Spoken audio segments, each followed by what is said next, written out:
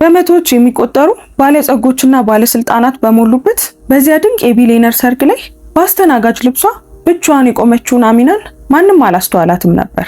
ለእንግዶቹ መጠጥ የምታቀርብ ተራ ሰራተኛ ብቻ መስላቸዋለች።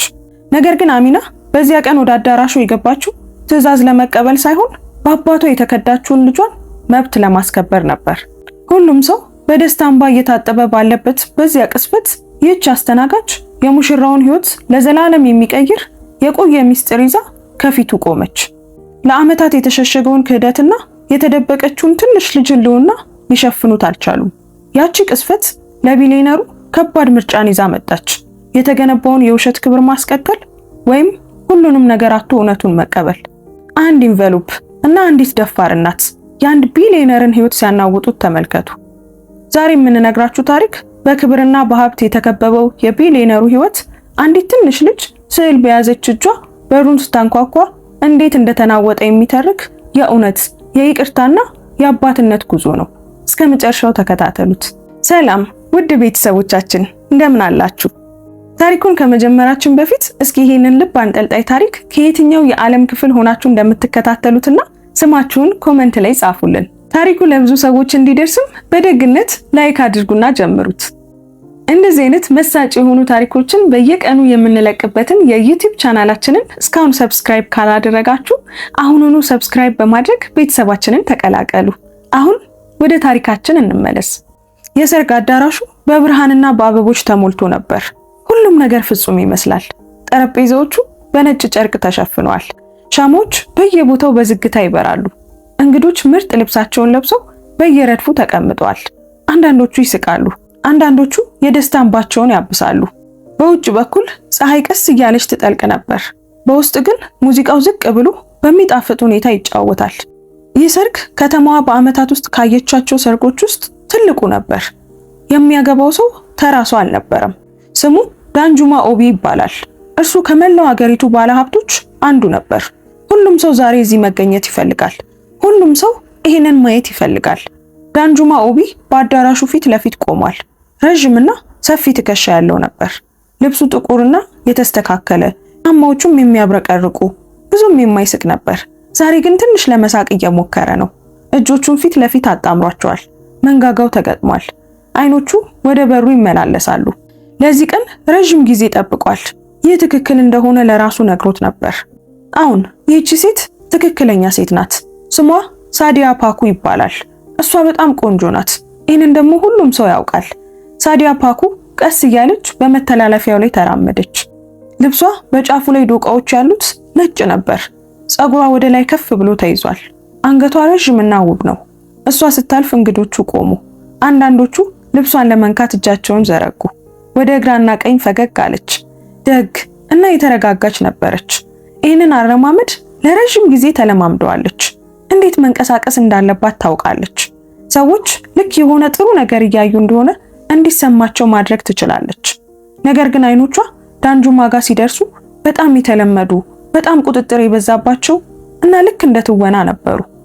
እንግዶቹ ወደ መቀመጫቸው ተመለሱ። ፓስተሩ መናገር ጀመረ። ዳንጁማን ሳዲያን አያት። እሷም ወደ እርሱ ተመለከተች። ሁሉም ነገር ሰላም ይመስላል። ሁሉም ነገር ፍጹም ይመስላል። ግን ከዚያ አንድ ነገር ተከሰተ። አንዲት አስተናጋጅ በጎን በር በኩል ገባች። በዚያ ክፍል ውስጥ አሁን መገኘት አልነበረባትም። እንግዶች ወደ እርሷ ዞር ብለው አዩ። እሷ ወጣት ነበረች። የምግብ አቅራቢ ሰራተኞችን ተራ ዩኒፎርም ለብሳ ነበር። ስሟ አሚና ቤሎ ይባላል። በሁለቱም እጆቿ ትንሽ ነጭ ኢንቨሎፕ ይዛ ነበር። በቀጥታ ወደ ዳንጁማ ተራመደች። ክፍሉ ሙሉ በሙሉ ጸጥ አለ። ሰዎች ግራ በመጋባት እርስ በርሳቸው ተያዩ።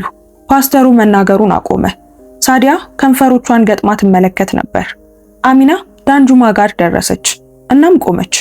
ኢንቨሎፑን ወደ እርሷ አነሳችና ሰጠችው። እጆቿ በትንሹ ይንቀጠቀጡ ነበር። ዳንጁማ ፊቱን አኮሳተረ። ፊቷን በደንብ ተመለከታት። ቀጥሎም ኢንቨሎፑን አየ። በደረቱ ውስጥ የሆነ ነገር ሲንቀሳቀስ ተሰማው። ለምን እንደሆነ ግን አላወቀም።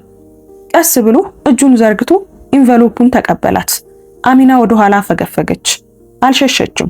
አንድ እርምጃ ብቻ ወደ ኋላ ጠጋ ብላ ጠበቀች። መላው ክፍል ዳንጁማ ኢንቨሎፑን ሲይዝ ተመለከተ። ዳንጁማ በእጁ ያለው ኢንቨሎፕን ዝቅ ብሎ አየው። በግልጽ የታሸገ ነበር። ስሙ በላዩ ላይ በትንሽና ንጹህ ፊደላት ተጽፎ ነበር። የታተመ ሳይሆን በእጅ የተጻፈ። ገለበጠው። በጀርባው ላይ ግን ምንም የለም። እንደገና ወደ አሚና አየ። እሷ አሁንም እዚያው ቆማለች። ምንም አልተናገረችም። አይኖቿ ረጋ ያሉ ነበሩ። ቀጥሎ ወደ ሳዲያ አየ። የሳዲያ ፊት በትንሹ ተቀይሯል። ነገር ግን ዳንጁማ ሰዎችን በማንበብ ዓመታትን አሳልፏል። ፊቶችን በማየት የንግድ ግዛትን ገንብቷል። እና በዚያ ቅስፈት በሳዲያ ፊት ላይ ያየው ግራ መጋባትን አልነበረም፣ ፍርሃት ነበር። እውነተኛ ፍርሃት። ዳንጁማ ኢንቨሎፑን እዚያው ከፈተው። ወደ ኋላ ክፍል አልሄደም። የታጠፈ ወረቀት አውጥቶ ቀስ ብሎ ተመለከተው። እንግዶቹ በጣም ጸጥ ስላሉ የወረቀቱ መተጣጠፍ ድምጽ ይሰማ ነበር። ዳንጁማ የመጀመሪያውን መስመር አነበበ። ከዚያም ቀና አለ። መላ ሰውነቱ ተረጋግቷል። እንደገና አነበበው። ከዚያም ወደ ሳዲያ ተመለከተ። አይኖቹ ከእንግዲህ ሙቀት ለማሳየት አይሞክሩም። ሳዲያ ምራቋን ዋጠች። እሱ ተመልሶ ወረቀቱን እየተመለከተ ነበር። እስከ መጨረሻው አንድ ጊዜ ደግሞ አነበበው። ከዚያም በጥንቃቄ አጠፈው። እናም በጃኬቱ ኪስ ውስጥ ከተተው። ዳንጁማ ፓስተሩን ተመለከተና በዝቅተኛ ድምፅ ጥቂት ጊዜ እንደሚፈልግ ተናገረ። ፓስተሩ ምንም ሳይናገር በመስማማት ራሱን ነቀነቀ። ዳንጁማ ወደ ሳዲያ ዞረ። ስሟን ጠራ። ሳዲያ አላት። እሷም ተመለከተችው። ከመቀጠላችን በፊት መናገር የምትፈልጊው ነገር አለ ሲል ጠየቃት። ሳዲያ አይኖቿን አርገበገበችና የአንገት ሐብሏን ነካች። ፈገግ አለች። አይ ምንም የለም አለች። ሁሉም ነገር ሰላም ነው። ይህ ዝም ብሎ ጣልቃ ገብነት ነው ስትል ጨመረች። መቀጠል እንችላለን ውዴ። ዳንጁማ ለረጅም ጊዜ አያት። ከዚያም ቀና ብሎ ራሱን ነቀነቀና መቀጠል እንደማይችሉ ተናገረ። እንግዶቹ ተረባበሹ። ሰዎች ደነገጡ። አንድ ሰው ሳያስበው ብርጭቆውን ገፋና በእብነበረድ ወለሉ ላይ ተሰበረ። የሳዲያ ፈገግታም ጠፋ። እናቷ ከፊት ረድፍ ተነሱ። ከዳንጁማ የድሮ የንግድ አጋሮች አንዱ ወደ ሌላ ሰው ተጠግቶ የሆነ ነገር አንሾካሾከ። ዳንጁማ ግን ማንንም አላየም። አይኖቹ ሳዲያ ላይ ብቻ ነበሩ። አሁን ያነበበው ወረቀት የዲኤንኤ ምርመራ እንደሆነና ሁሉንም ነገር የሚቀይር እንደሆነ ተናገረ። ሳዲያ ምንም አልተናገረችም። ከዚያም ሳቀች። ይሄ የማይመስል ነገር ነው። አንድ ሰው ዝም ብሎ ጨዋታ እየተጫወተ ነው። ዳንጁማ ግን ከሷ ጋር አልሳቀም። ዳንጁማ በኪሴ ያዝኩት ይሄ ወረቀት ልጅ እንዳለኝ የሚያሳይ ነው። ከኔ ጋር የሚመሳሰል ልጅ። ይሄው የተረጋገጠ ነው። ፈጽሞ ማንም ያልነገረኝ ልጅ። ድምፁ ዝቅተኛና ጥንቃቄ የተሞላበት ነበር። አልጮህም፣ እያለቀሰም አልነበረም። የሆነ ነገር ሲበላሽና ነክቶ መጠበቅ ሲኖርበት በስብሰባ አዳራሾች ውስጥ የሚጠቀምበትን ድምፅ ተጠቀመ። ሳዲያ ጮኸች። ይሄ የማይመስል ነገር ነው። ቆይ ምንድነው የምታወራው? ይህንን ወረቀት የሰጠ ማንም ይሁን ማን እየዋሸ ነው። ዳንጁማ ቀስ ብሎ ራሱን አዞረ። አሁንም ግድግዳው አጠገብ የቆመችውን አሚናን ተመለከተ። አሚና እንድትመጣ ጠየቃት። የሳዲያ እናት አሁን ወደፊት መጡ። አረንጓዴ ልብስ የለበሱ ትልቅ ሴት ነበሩ። ወደ አሚና እጃቸውን ቀስረው እቺ ልጅ በዚህ ክፍል ውስጥ መቆየት የለባትም፣ ደህንነቶች ያስወጧት ሲሉ ጮሁ።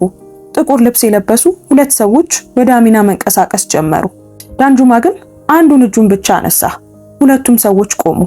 ዳንጁማ የዚህ አይነት ሰው ነበር። አንድ ምልክት ብቻ እና ሰዎች ይቆማሉ። አሚናን ማንም እንዳይነካት ተናገረ። አሚናን አሁኑኑ እዚህ በሁሉም ፊት ሁሉንም ነገር ተናገሪ። ሳዲያ ግን የዳንጁማን እጅ ይዛ እባክህን እዚህ አይደለም፣ እዚህ አይሆንም አለችው። ዳንጁማ በክንዱ ላይ ያለውን የሳዲያን እጅ ዝቅ ብሎ ተመለከተ። አላስለቀቃትም። ይልቁኑ ዝም ብሎ አየው። ከዚያም ፊቷን ተመለከተ። የምትደብቂው ነገር ከሌለሽ የምትለውን ነገር ለመስማት መፍራት የለብሽም። ሳዲያ እጇን ወደ ኋላ ሳበች። ልብሷን አስተካከለች። አገጯን ቀና አደረገች። እሺ አለች። ትናገር፣ አሁን መናገር ትችያለሽ ሲል ወደ አሚና ዞሮ ተናገረ። አሁን ትናገር፣ ይህ ምን አይነት የማይረባ ነገር እንደሆነ ሁሉም ሰው ይስማ አለች ሳዲያም በትንሽና ጥብቅ ፈገግታ ወደ እንግዶቹ እየዞረች። አንዳንዶቹ በድንዛዜ ውስጥ ነበሩ።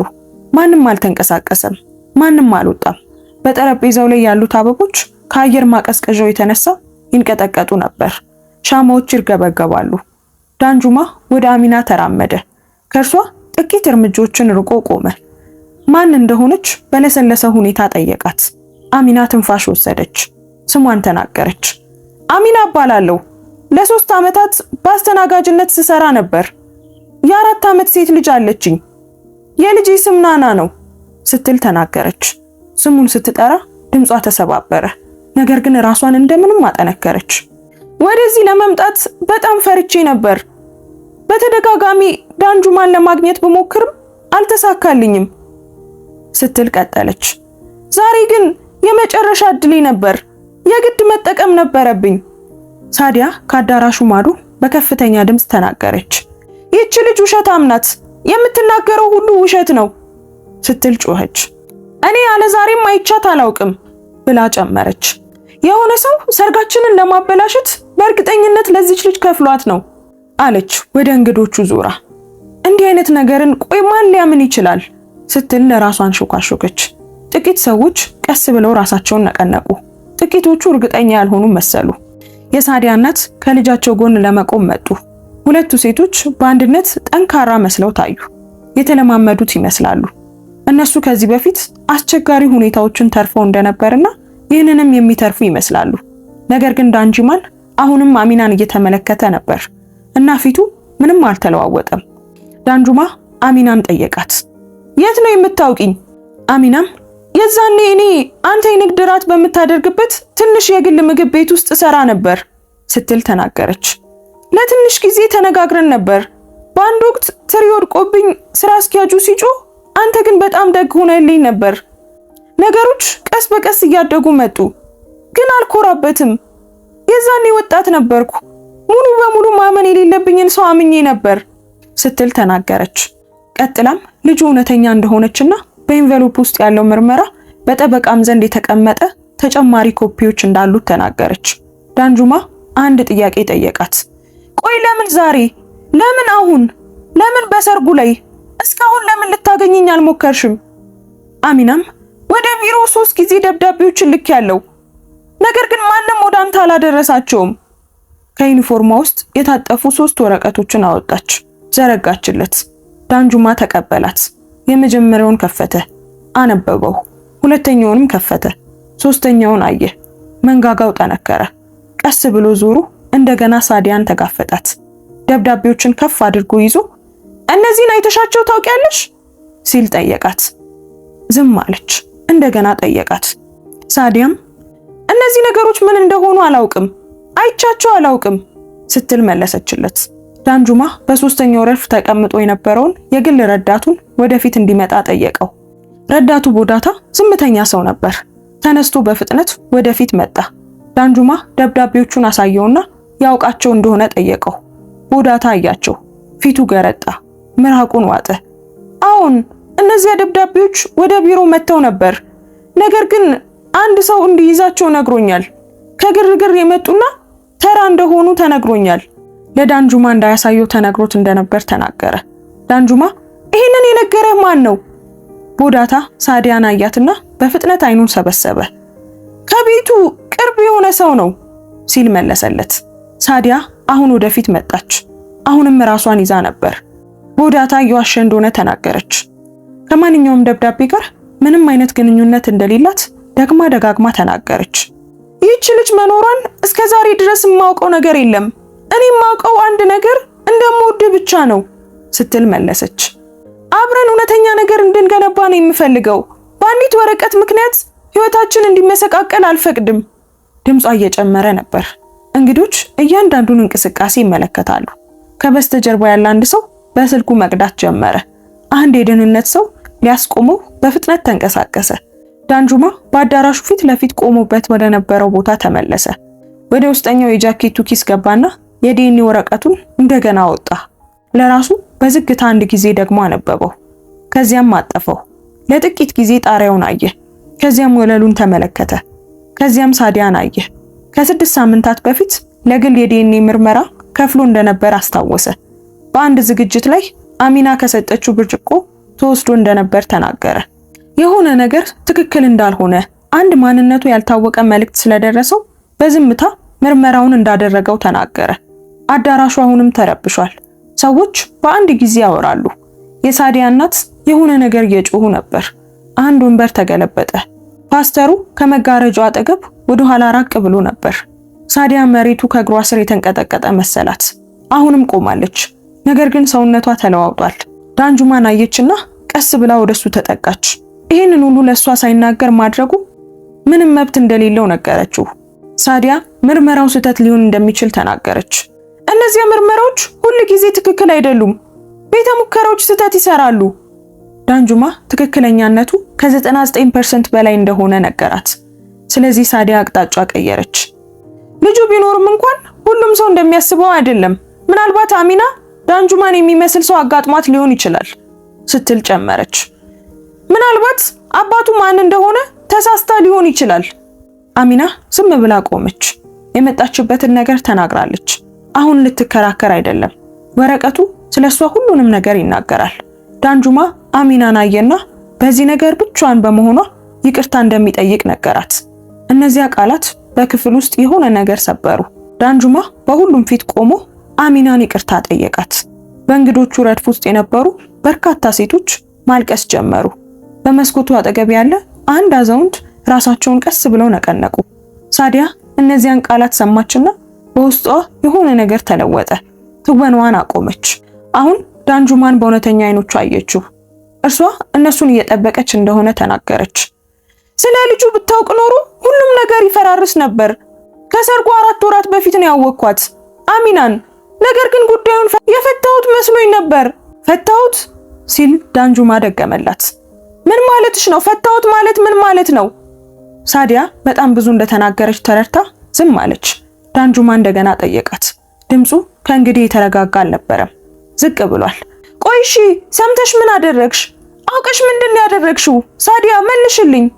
ሳዲያ ወደ እናቷ ተመለከተች። እናቷ ራሳቸውን ነቀነቁ። ሳዲያ ተመልሳ ወደ ዳንጁማ አየችና ምንም አይነት የሚጎዳ ነገር አላደረኩም። ደብዳቤዎቹ ወደ አንተ እንዳይመጡ ብቻ ነው ያደረኩት። የወደፊት ህይወታችንን ለመጠበቅ ነው የሞከርኩት። ዳንጁማም ይሄ እኔን ለመጠበቅ አይደለም፣ እኔን ለመቆጣጠር ነው ያደረግሽው። ለ4 ወራት በየቀኑ አይኑን እያየች ምንም እንዳልተፈጠረ ስትናገር ነበር። ይሄ ሰርግ እንዲበላሽ አልፈለገችም። ዛሬ እንደዚህ እንዲሆን የሷ እጅ ነበረበት። ሳዲያ አሁን ማልቀስ ጀመረች።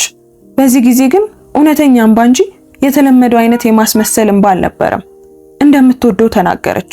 እንዳታጣው ፈርታ እንደነበር ተናገረች። ሌላ ምን ማድረግ እንዳለባት ስላላወቀች እንደሆነ ነገረችው። ዳንጁማ እንባዋን አየ። ለረጅም ጊዜ አያት። ከዚያም ፊቱን አዞረ። አሚናን አየና ልጁ እዚህ እንደሆነ ጠየቃት። አሚና ራሷን ነቀነቀች።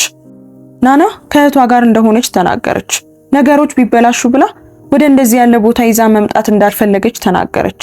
ዳንጁማ ራሱን ነቀነቀ። ወደ ጃኬት ውስጥ ገባና አንዲት ትንሽ ካርድ አወጣ። ወደ አሚና ተራምዶ ሰጣት። የግል ስልኩ እንደሆነና የቢሮ እንዳልሆነ ነገራት። ናናን ማግኘት እንደሚፈልግ ተናገረ። ያንን በትክክለኛው መንገድ ማድረግ እንደሚፈልግ በአጽንኦት ነገራት። አሚና ካርዱን በሁለቱም እጆቿ ተቀበለች። ላለማልቀስ እየሞከረች ነበር። ከንፈሮቿን ገጥማ ራሷን ነቀነቀች። ዳንጁማ ወደ አዳራሹ ዞረ። ሰርጉ ዛሬ እንደማይካሄድ ለእንግዶቹ ተናገረ።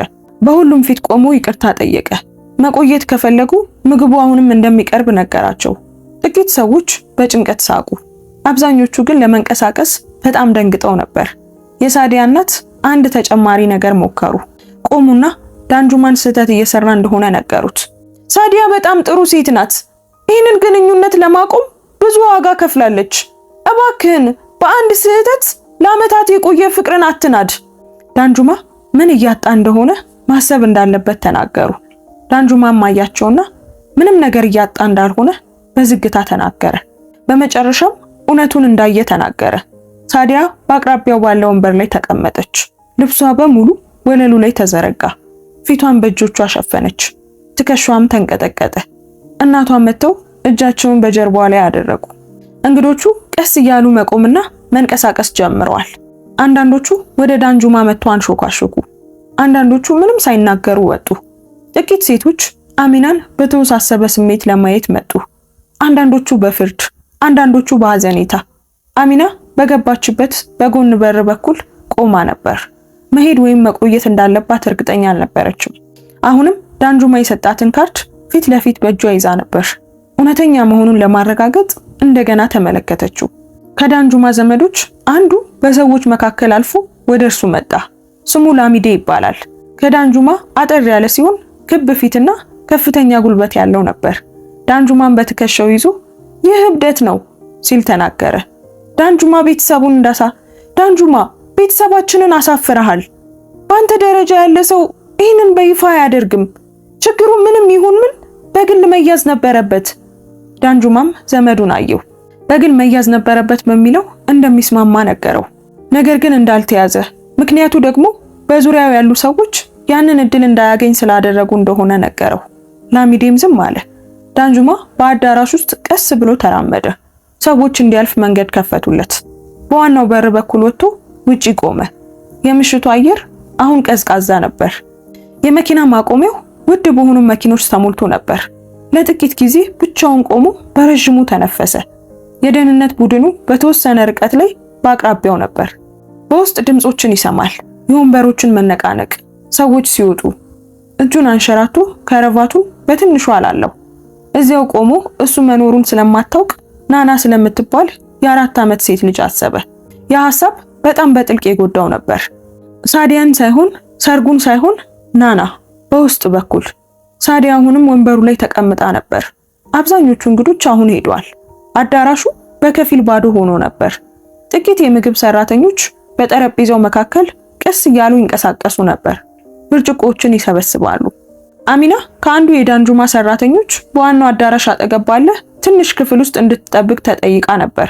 እዚያ በፕላስቲክ ወንበር ላይ እጆቿን ጭኗ ላይ አድርጋ ተቀምጣለች። ልቧ አሁንም በፍጥነት ይመታል። አደረገችው። በእርግጥም አደረገችው። በዚያ ባለሀብቶች በሞሉበት ክፍል ውስጥ ገብታ ለዚያ ሰው እውነቱን ነገረች። እውነቱን ሰጠችው። ሰውነቷ ራሷን ለመቆጣጠር በመሞከር ደክሞ ነበር። ነገር ግን አልተጸጸተችም። ሳዲያ ከወንበሯ ተነሳች። ዳንጁማ ወደ ወጣበት በር ተራመደች። እናቷ ሊያስቆሟት ሞከሩ። ሳዲያ ግን ዝም ብላቸው ወደፊት ሄደች። ወደ ውጭ ወጣች። ዳንጁማ በመኪና ማቆሚያው ጠርዝ አጠገብ ባለው ፏፏቴ አጠገብ ቆሞ አየችው። ወደ እርሱ ተራመደች። ከኋላው ጥቂት እርምጃዎችን ርቃ ቆመች። ጠራችው። ዞር አለ። ይቅርታ ዳንጁማ፣ ይቅርታ አያትና እንደሰማት ተናገረ። ይቅርታ እየጠየቅኩ እኮ ነው አለች በድጋሚ። ምን ማድረግ እንዳለበት እንደማያውቅ ነገራት። እሺ አሁን ምንድነው የምናደርገው በማለት ጠየቀችው። ልጁን ሊያገኝ እንደሆነ ነገራት።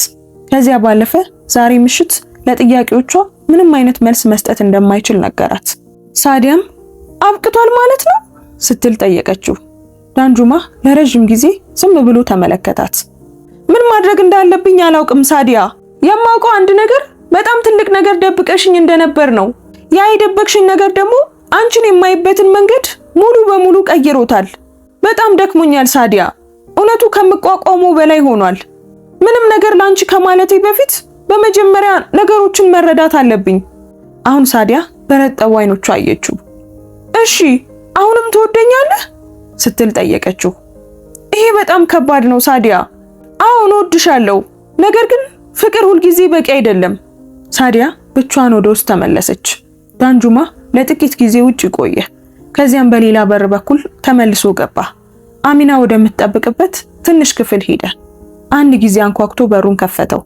አሚና ወዲያውኑ ቆመች። እንድትቀመጥ ነገራት። ፊት ለፊቷ ተቀመጠ። ከመጀመሪያው ጀምሮ ሁሉንም ነገር እንድትነግረው ጠየቃት። አጭሩን ሳይሆን ሁሉንም ነገር፣ እያንዳንዱን ነገር። አሚና አየችው። ትንፋሽ ወሰደችና ጀመረች። ለረጅም ጊዜ አወራች። ዳንጁማ ምንም ሳያቋርጣት አዳመጣት። ፊቱ አንዳንዴ ይንቀሳቀሳል። አይኖቹ ከእርሱ አራቁም። እያንዳንዱን ቃል በጥንቃቄ ሊያስቀምጠው እንደሚገባ ማስረጃ አድርጎ ይቀበል ነበር። አሚና ለመጀመሪያ ጊዜ ስለተነጋገሩበት ጊዜ ነገረችው። ለረጅም ጊዜ አወራች። ዳንጁማ ሳያቋርጥ አዳመጣት። ፊቱ አንዳንዴ ይንቀሳቀሳል። አይኖቹ ከእርሱ አራቁም ነበር። እያንዳንዱን ቃል በጥንቃቄ ሊያስቀምጠው እንደሚገባ ማስረጃ አድርጎ ይሰማ ነበር። አሚና ለመጀመሪያ ጊዜ ስለተነጋገሩበት ቀን አስታወሰችው። በዚያ ምሽት ደክሞት እንደነበር ነገረችው። አብረውት የነበሩ ሰዎች ጮክ ያሉ እንደነበሩና እሱ ግን ከነሱ ትንሽ ራቅ ብሎ ተቀምጦ እንደነበር ነገረችው። የውሃ ብርጭቆን ስትሞላለት አመሰግናለሁ ያላት እንደ እውነተኛ እንጂ እንደ ልማድ እንዳልነበር ነገረችው። በሌሎች ምሽቶችም ትንሽ ተነጋግረው እንደነበር አስታወሰች። ኃያል ሰው እንደሆነ ታውቅ እንደነበር ነገረችው። የዋህ አልነበረችም፣ ግን ምንም እቅድ አልነበራትም። ነገሮች በጥቂት ወራት ውስጥ ዝም ብለው ተከሰቱ። ከዚያም እርጉዝ መሆኗን አወቀች። እናም ደንግጣ ነበር። መጀመሪያ ላይ ለማንም አልተናገረችም ነበር። ዳንጁማ ባወቀች ጊዜ ምን እንዳደረገች ለማወቅ ጓጉቶ ጠየቃት። አሚና እሱን ለማግኘት እንደሞከረች ነገረችው። ወደ ቢሮ እንደሄደች እንግዳ መቀበያ ክፍሉ ጋር ስትደርስ እንደተመለሰች ነገረችው። በኢንተርኔት ላይ ባገኘችው የኢሜል አድራሻ ላይም ጽፋለት ነበር፣ ግን ምንም ምላሽ አላገኘችም። ከሰራተኞቹ ለአንዱ መልእክት ትታ እንደነበር እነሱም እንደሚያደርሱላት ቃል ገብተውላት እንደነበር ነገረችው። ግን ደግሞ ምንም ነገር ተመልሶ አልመጣም። ምን ማድረግ እንዳለባት ግራ ተጋብታ ነበር። እናም ሴት ልጇን ወለደች፣ አሳደገቻት። ያገኘችውን ነገር ትሰራ ነበር። አንድ ቀን ለዚህ ቦታ በተያዘው ዝርዝር ላይ የሱን ስም አየችና የመጨረሻ እድሏ እንደሆነ እንዳወቀች ነገረችው። ተናግራ ስትጨርስ ዳንጁማ በዝምታ ተቀመጠ። የናናን ፎቶ ማየት እንደሚፈልግ ጠየቃት። አሚናም እጇን ወደ ዩኒፎርሟ ከታ ስልኳን አወጣች፣ አሳየችው። ዳንጁማ ስክሪኑን አየ። የፊቱ ሁኔታ በትንሹ ተቀየረ። ለአንድ ሰከንድ ብቻ ግልጽ ነበር። በፎቶ ላይ ያለችው ትንሽ ልጅ የሱን ግንባር፣ ቅንድቡን በየቀኑ በመስታወት የሚያዩን ፊት ትመስላለች። ስልኩን ቀስ ብሎ መለሰላት። በተቻለ ፍጥነት ሊያገኛት እንደሚፈልግ ነገራት። አሚናም በመስማማት ራሷን ነቀነቀች። ጠበቃው ሁሉንም ነገር በትክክል ለማመቻቸት በሳምንት ውስጥ እንደሚያገኛት ነገራት። እንደገና ራሷን ነቀነቀች። ከዛም ዳንጁማ ቆመ። እጁን ዘረጋላት። አሚናም ጨበጠችው። ይህን ያህል ጊዜ ስለፈጀ ይቅርታ ጠይቅሻለሁ። አሁን ብታዝኝም ብትቆጭም መብቱ አለሽ። አሚና ግን አይ ከእንግዲህ እኔ አልቆጣም፣ እውነቱን እንድታውቅ ብቻ ነው የፈለኩት። ለረጅም ጊዜ ተቆጥቼ ነበር፣ ብዙ ምሽቶችን አልቅሻለሁ። ነገር ግን የፈለኩት ናና አባቷ እንድታውቅ ብቻ ነው፣ ማን እንደሆንክ እንድታውቅ። ዳንጁማ ትክክል እንደሆነች ነገራት። ናና የሚገባትን እንደምታገኝ ቃል ገባልሻለሁ ሲል መለሰላት። ከዛም ከክፍሉ ወጣ። ውጪ ባለው ኮሪደር ውስጥ ዘመዱ ላሚዴ እጆቹን አጣምሮ ይጠብቀው ነበር። ዳንጁማ ትርኢት እንደፈጠረ ተናገረ። የቤተሰቡ ስም ቀድሞውኑ በማህበራዊ ሚዲያ ላይ መነጋገሪያ መሆኑን ነገረው።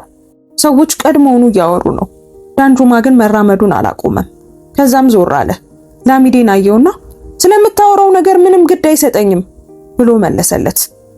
ፈጽሞ ያላገኘኋት እስካሁን ያላየኋት ልጅ አለችኝ። ሰማኛለህ? ዛሬ ምሽት ለኔ አስፈላጊውና ዋነኛው ነገር እሱ ብቻ ነው። ላሚዴ አፉን ከፈተ። ዳንጁማ አንድ ጣቱን አነሳ። ወደ ቤት እንደማይሄድ ተናገረ። ላሚዴ የቤተሰቡን ስም ማስተዳደር ከፈለገ ቃለ መጠይቅ ራሱ መስጠት እንደሚችል ተናገረ። ከዛም ዞሮ ሄደ። ላሚዴ በኮሪደር ውስጥ ብቻውን ቆመ። በሚቀጥለው ቀን ጧት ዳንጁማ በትልቁና ጸጥ ባለው ቤት ውስጥ ተቀመጠ።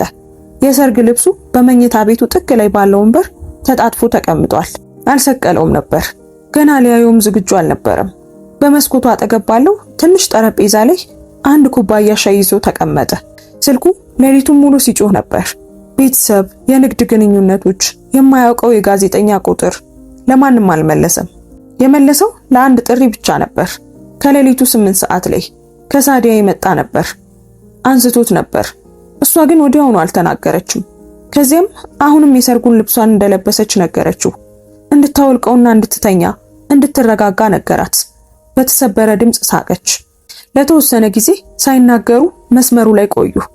ከዚያም ደህና ደሪ ብሎ ጥሪውን አበቃ። በጭካኔ አልነበረም። ዝም ብሎ የሚሰማው ያ ስለነበረ ነው። አሁን ሻዩን እየጠጣ የአትክልት ስፍራውን ይመለከታል። አትክልተኛው በባልዲ አበቦቹ መካከል ይንቀሳቀሳል። ጠዋቱ ብሩህ ነበር። ዳንጁማ ዓለም ዝም ብሎ መቀጠሉ አስገረመው። ሰርጉ ስለተሰረዘ ወፎቹ መዘመር አላቆሙም። አበቦች ማበባቸውን አላቆሙም። ስልኩ በጠረጴዛው ላይ ጠራ። ቺኮ ኦሳ የሚባል ረጋ ያለ ጠበቃው ነበር። ዳንጁማ አነሳው። ቺካ ዜናውን እንዳየ ተናገረ። ዳንጁማም አዎን ሲል መለሰለት። ቺካ ዳንጁማ በሚፈልገው ጊዜ ዝግጁ እንደሆነ ነገረው። የአባትነት ማረጋገጥ ሂደቱን በትክክለኛው መንገድ ማድረግ እፈልጋለሁ። ንጹህና ሚስጥራዊ እንዲሆን እፈልጋለሁ። ቺካም ገብቶኛል ሲል መለሰለት። ዳንጁማም ጨመረና አሚና ጠበቃ የላትም። አንተ ጥሩ ጠበቃ እንድታገኝ እንድትረዳ ትፈልጋለሁ። ቺካም ለጥቂት ጊዜ ዝም አለና እሺ አስተካክለዋለሁ ሲል መለሰለት። 2 ቀናት አለፉ። ዳንጁማ ከቤት አልወጣም። ለጋዜጠኞችም መልስ አልሰጠም። መግለጫ አላወጣም። ታሪኩ ያለሱ ተሳትፎ እንዲናፈስ ተወው። የህዝብ ግንኙነት ስራ አስኪያጁ 4 ጊዜ ደውሎለታል። እናቱ 6 ጊዜ ደውለው ነበር። የእናቱን ጥሪ በ5ኛው ቀን መለሰው። ስማቸው ዮላ ኦቢ የሚባል ረጋ ያሉ ሴት ነበሩ። በግልጽነት አናገሩት። ሊመክሩት እንዳልሆነ ነገሩት። አስቸጋሪ ነገሮችን ፊት ለፊት እንዲጋፈጥና እንዳይሸሽ አድርገው እንዳሳደጉት ነገሩት። የልጅ ልጅ ካለኝ ደግሞ ማወቅ እፈልጋለሁ ሲሉም ጨመሩበት። ዳንጁማ ገብቶኛል ሲል መለሰላቸው። በ5ኛው ቀን ቺካ እንደገና ደወለ። ይፋዊ የህግ ሂደት እየተንቀሳቀሰ እንደሆነ ነገረው። አሚናም ተስማምታለች። ሁሉም ነገር በትክክለኛ መስመር መሄዱን ለማረጋገጥ በተረጋገጠ የህክምና ተቋም ውስጥ ትክክለኛ ሁለተኛ የዲኤንኤ ምርመራ እንዲደረግ ተስማሙ። ኦሪጂናል ምርመራው ቀድሞውኑ ግልጽ ስለሆነ ይህ ግን ለህጋዊ ሰነዶች ብቻ እንደሆነ ተነጋገሩ። ዳንጁማም እሺ አለ። ዳንጁማ ከናና ጋር ያለው ግንኙነት መቼ እንደሚሆን ጠበቃውን ጠየቀው። ቺካም ያ በአሚና እንደሚወሰንና ይህንኑ እንደጠየቃት እሷም ቅዳሜ ከሰዓት በኋላ ገለልተኛ በሆነ ቦታ ላይ ለመገናኘት እንደተስማማች ነገረው። ዳንጁማ በረጅሙ ተነፈሰ። ጥሩ ሲል መለሰለት። ሳዲያ በዚያ ምሽት እንደገና ደወለች። በዚህ ጊዜ ግን ዳንጁማ አልመለሰላትም። ስልኩ መጮሁን እስኪያቆም ድረስ ቁጭ ብሎ ተመለከተ። ከዚያም እንደገና ጮኸ። እንደገና ተመለከተው። በ3ኛው ጥሪ አነሳው። ሳዲያ እንደማትለምነው ተናገረች። የእሷን ወገን በትክክል ለመስማት ፈቃደኛ የሆነ የእሷ አካል መኖሩን ብቻ ማወቅ እንደምትፈልግ ነገረችው።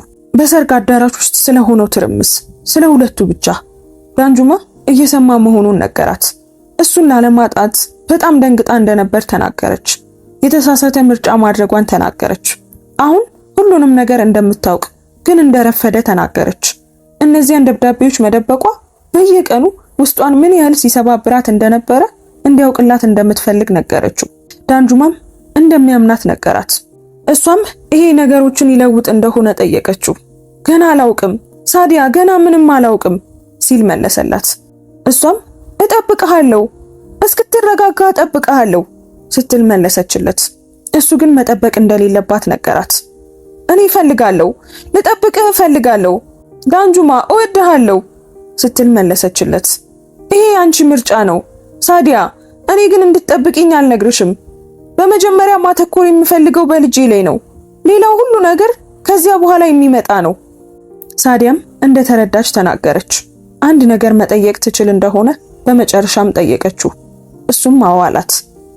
ልጅቷ ደህና ናት ስትል ጠየቀችው። እሱም ገና እንዳላገኛት ነገራት። ሳዲያም ደህና እንደምትሆን ተስፋ አደርጋለሁ አላት። አመሰግናለሁ ሳዲያ። ጥሪው በዝምታ ተጠናቀቀ። ቅዳሜ ደረሰ።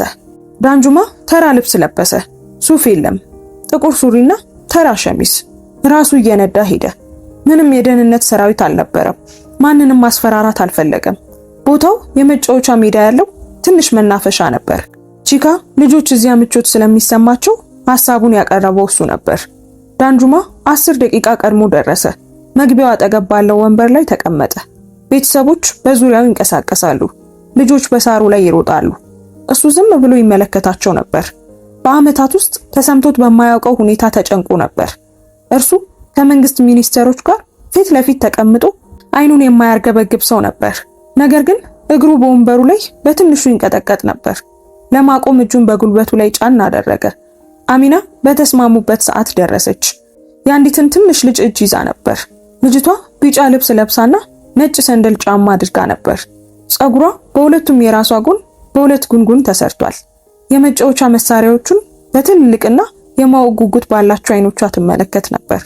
ዳንጁማን አላየችውም፣ ገና አላስተዋለችውም። ዳንጁማ ቀስ ብሎ ከወንበሩ ተነሳ። አሚና አየችውና መራመዷን አቆመች። እሷ አለች። ወደ ልጅቷ ጎንበስ ብላ የሆነ ነገር በቀስታ ነገረቻት። ልጅቷም ወደ ዳንጁማ አቅጣጫ አየች። ምንም በማያስመስል የ4 ዓመት ልጅ ግልጽና ቀጥተኛ እይታ ፈጠጠችበት። ዳንጁማ ወደ እነሱ ተራመደ። ጥቂት እርምጃዎች ርቆ ቆመ። ከልጅቱ ጋር እኩል ለመሆን ቁጭ አለ። ፊቷን ተመለከታት። እሷም የሱን ፊት አየች። የሱ ግንባር፣ የሱ ጉንጮች ነበሯት። ራሷን ወደ ጎን አዘንብላ ልክ እንደ ትንሽ ሊረዱት የሚፈልጉት ነገርን እንደሚያጠኑ እንደዛ ጠናችሁ። ከዚህም ሰላም አለችው። እሱም ዝም ብሎ ሰላም አላት። ተራና ቀላል። ዳንጁማ ድምፁ ከጠበቀው በላይ የጎረነነ ሆኖ የወጣ መሰለው። ናና ሸሚዙ ጥቁር እንደሆነ ተናገረች። እሱም አዎ ጥቁር ሸሚዝ ነው ሲል መለሰላት። የኔ ግን ቢጫ ነው አለችው። እሱም አዎን ቢጫው ቀሚስ በጣም ያምራል፣ በዓለም ላይ ምርጥ ቀለም ቢጫ ነው አለችው መልሳ። እሱም ተስማማ። አሚና ልክ ከኋላ ሆና ትመለከት ነበር። አንዱን እጇን ደረቷ ላይ ጭና ነበር። የዳንጁማን ፊት በጥንቃቄ ትመለከት ነበር። የተረጋጋ ለመሆን ሲሞክር አየችው። መንጋጋው አንድ ጊዜ ሲጠነክርና ከዚያም ሲላላ ተመለከተች። ናናን መወዛወዝ ትፈልግ እንደሆነ ሲጠይቃት አየች።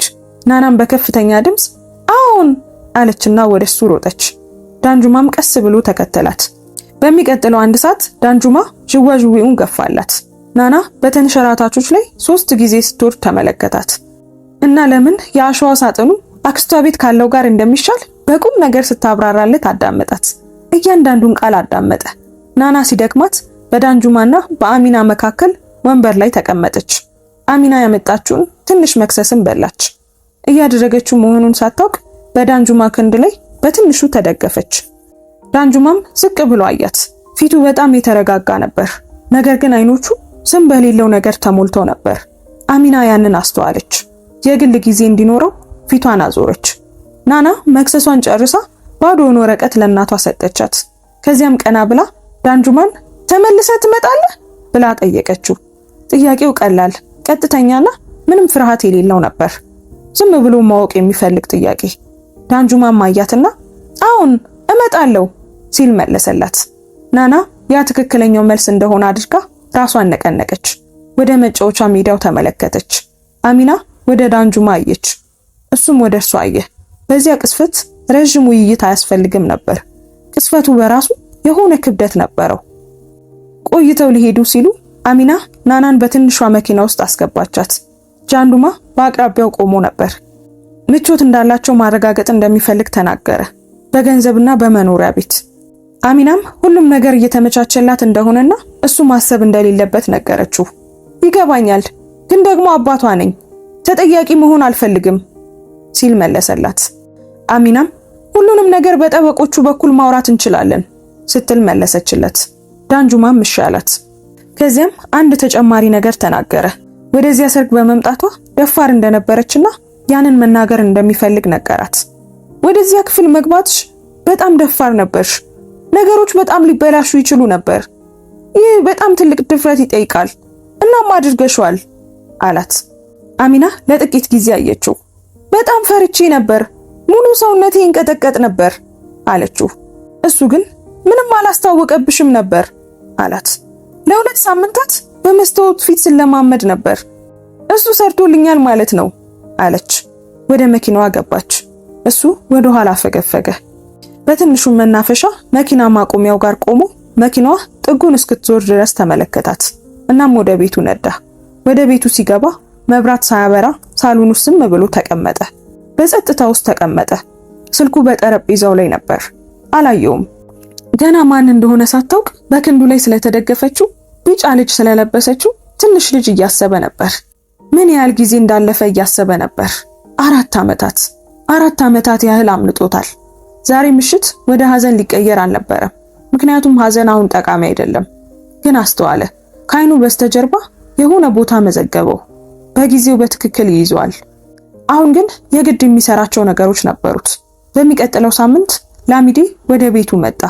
ከሰርጉ ጊዜ ይልቅ ረጋ ብሎ ነበር። ከዳንጁማ ፊት ለፊት ተቀምጦ ቤተሰቡ እንደተከፋፈለ ተናገረ። አንዳንዶቹ ሽማግሌዎች እንደተቆጡ ተናገረ። ዳንጁማ በችኮላ ነገሮችን እንዳበላሸ ተናገሩ። የቤተሰብ ስብሰባም እንደሚፈልጉ ተናገሩ። ዳንጁማ አንድ ስብሰባ ላይ እንደሚገኝ ተናገረ። ራሱን አንድ ጊዜ እንደሚያስረዳ ተናገረ። ከዚያ በኋላ ውሳኔዎቹ የኔ ናቸው። ከዳንጁማ ፊት ለፊት ተቀምጦ ቤተሰቡ እንደተከፋፈለ፣ አንዳንዶቹ ሽማግሌዎች እንደተቆጡ። ከዳንጁማ ፊት ለፊት ተቀምጦ ቤተሰቡ እንደተከፋፈለ፣ አንዳንዶቹ ሽማግሌዎች እንደተቆጡ። ዳንጁማ በችኮላ የማይሆን ነገር እንደሰራ እንደተሰማቸው እናም የቤተሰብ ስብሰባ እንደሚፈልጉ ተናገረ። ዳንጁማ አንድ ስብሰባ ላይ እንደሚገኝ ነገረው፣ ራሱን እንደሚያስረዳ። ከዚያ በኋላ ውሳኔዎቹ በሙሉ የራሱ ብቻ እንደሚሆኑ ተናገረ። ላሚዴ ሽማግሌዎቹ ስለ ሳዳያ እንደሚጠይቁና ሰርጉ ድጋሚ እንደተያዘ ማወቅ እንደሚፈልጉ ነገረው። ዳንጁማም እስካሁን ምንም የተወሰነ ነገር የለም ሲል መለሰለት። ላሚዴ አሁንም ያስባት እንደሆነ ጠየቀው። ዳንጁማ ግን ይሄ የሽማግሌዎቹ ጉዳይ አይደለም ሲል ተናገረ።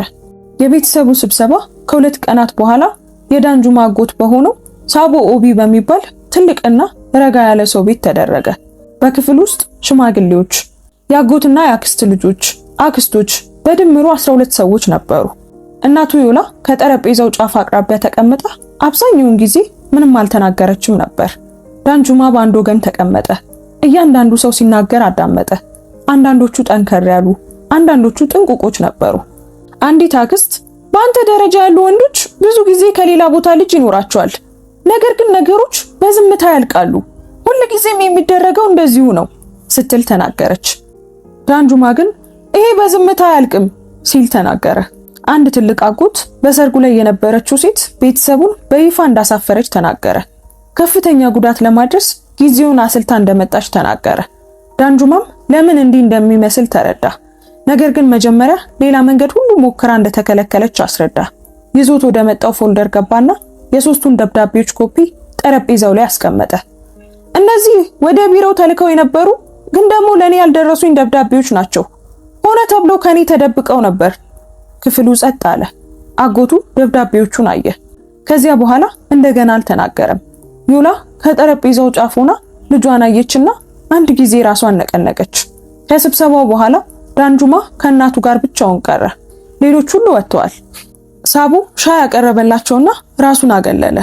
ዮላ ከልጇ ፊት ለፊት እጆቿን አጣምራ ተቀምጣለች። እዚያ ውስጥ ራሱን በሚገባ እንደተከላከለ ነገረችው። እሱ ግን እንደደከመው ነገራት። እሷም በእርግጥ ይሄ ነገር እንዴት እንደሚደክም እንደሚገባት ነገረችው። ልጅህ እንዴት ናት ስትልም ጠየቀችው። እሷ በጣም ደስ ትላለች እማዬ። ዓለም ጥንቁቅ መሆንን ከማስተማሯ በፊት ልክ ልጆች እንደሚሆኑት ትንሽ ብሩህና ግልጽ ናት ሲል ጨመረበት። ዮላም ፈገግ አለች። እናቱን አየና በደረት ውስጥ የሆነ ነገር በትንሹ ሲላላ ተሰማው። ሰርጉ ከተሰረዘ ከ3 ሳምንት በኋላ ሳዲያ ደውላ ወደ ቤቱ መምጣት ትችል እንደሆነ ጠየቀችው። ምሽት ላይ ደረሰች። የተለየች ትመስል ነበር። የሰርጉ ዕለት እንደነበረችው ከዚህ በፊትም እንደምታደርገው ሳይሆን በቃ ቀለል ያለች፣ ምንም አይነት ከባድ ስታይል የለም፣ ምንም ትወና የለም። ሳሎን ውስጥ ከሱ ፊት ለፊት ተቀመጠችና ብዙ ስታስብ እንደነበር ተናገረች። እሱም እንደዚያው እንደነበር ነገራት። አሁን ሁሉንም ነገር ቢነጥቃትም እንኳን ሙሉ በሙሉ እውነተኛ እንደምትሆን ተናገረች። እሱም አሁን የሚሻለው እሱ ነው፣ በዚሁ ቀጥይ አላት።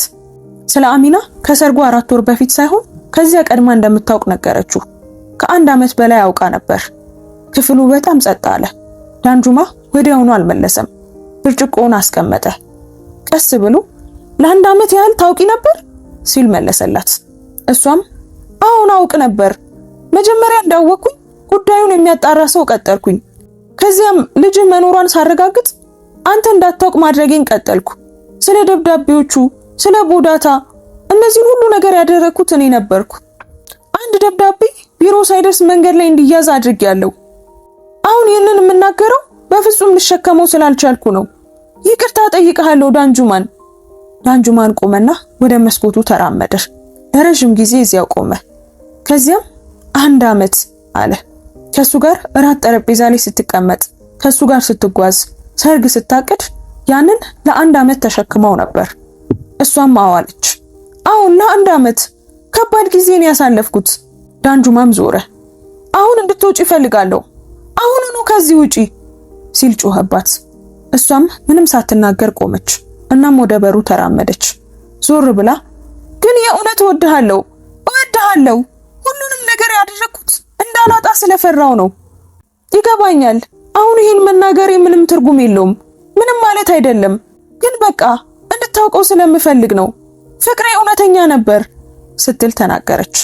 ምንም እንኳን በዙሪያው የነበረው ነገር ሁሉ የተሳሳተ ቢሆንም ፍቅሯ እውነተኛ እንደሆነ ተናገረች። እናም ወጣች። ያ ምሽት ዝቅተኛው ነጥብ ነበር። ያን ምሽት ዳንጁማ በቤት ውስጥ ብቻውን ተቀመጠ። እናም ለመጀመሪያ ጊዜ ሙሉ በሙሉ ብቸኝነት እንዲሰማው ፈቀደ። ሳዲያን በጣም አምኗት ነበር። ለ2 ዓመታት ከሷ ጋር ወደ ሆነ ነገር እየገባ ነበር። እውነተኛ ህይወትን አብሮ ሊገነባ የሚችል አይነት ሰው እንደሆነች አምኖ ነበር። እሷ ግን 1 ዓመት ሙሉ የህይወቱን ትልቅ ነገር እያወቀች ትደብቀው ነበር። ያን ምሽት አልተኛም ነበር። ውጪ ብርሃን እስኪወጣ ድረስ ጨለማ ክፍል ውስጥ ተቀመጠ። ከዚያም ተነሳ፣ ፊቱን ታጠበ፣ ሻዩን አፈላና ወደ ቺካን ደወለ። ስለ ቀጣይ እርምጃዎች ማውራት እፈልጋለሁ። ከሁለት ቀናት በኋላ አንድ ታዋቂ የኢንተርኔት እትም ላይ አንድ ታሪክ ወጣ። አንድ ሰው ስለ ሰርጉ ዝርዝር መረጃ ለጋዜጠኛ ሰጥቶ ነበር።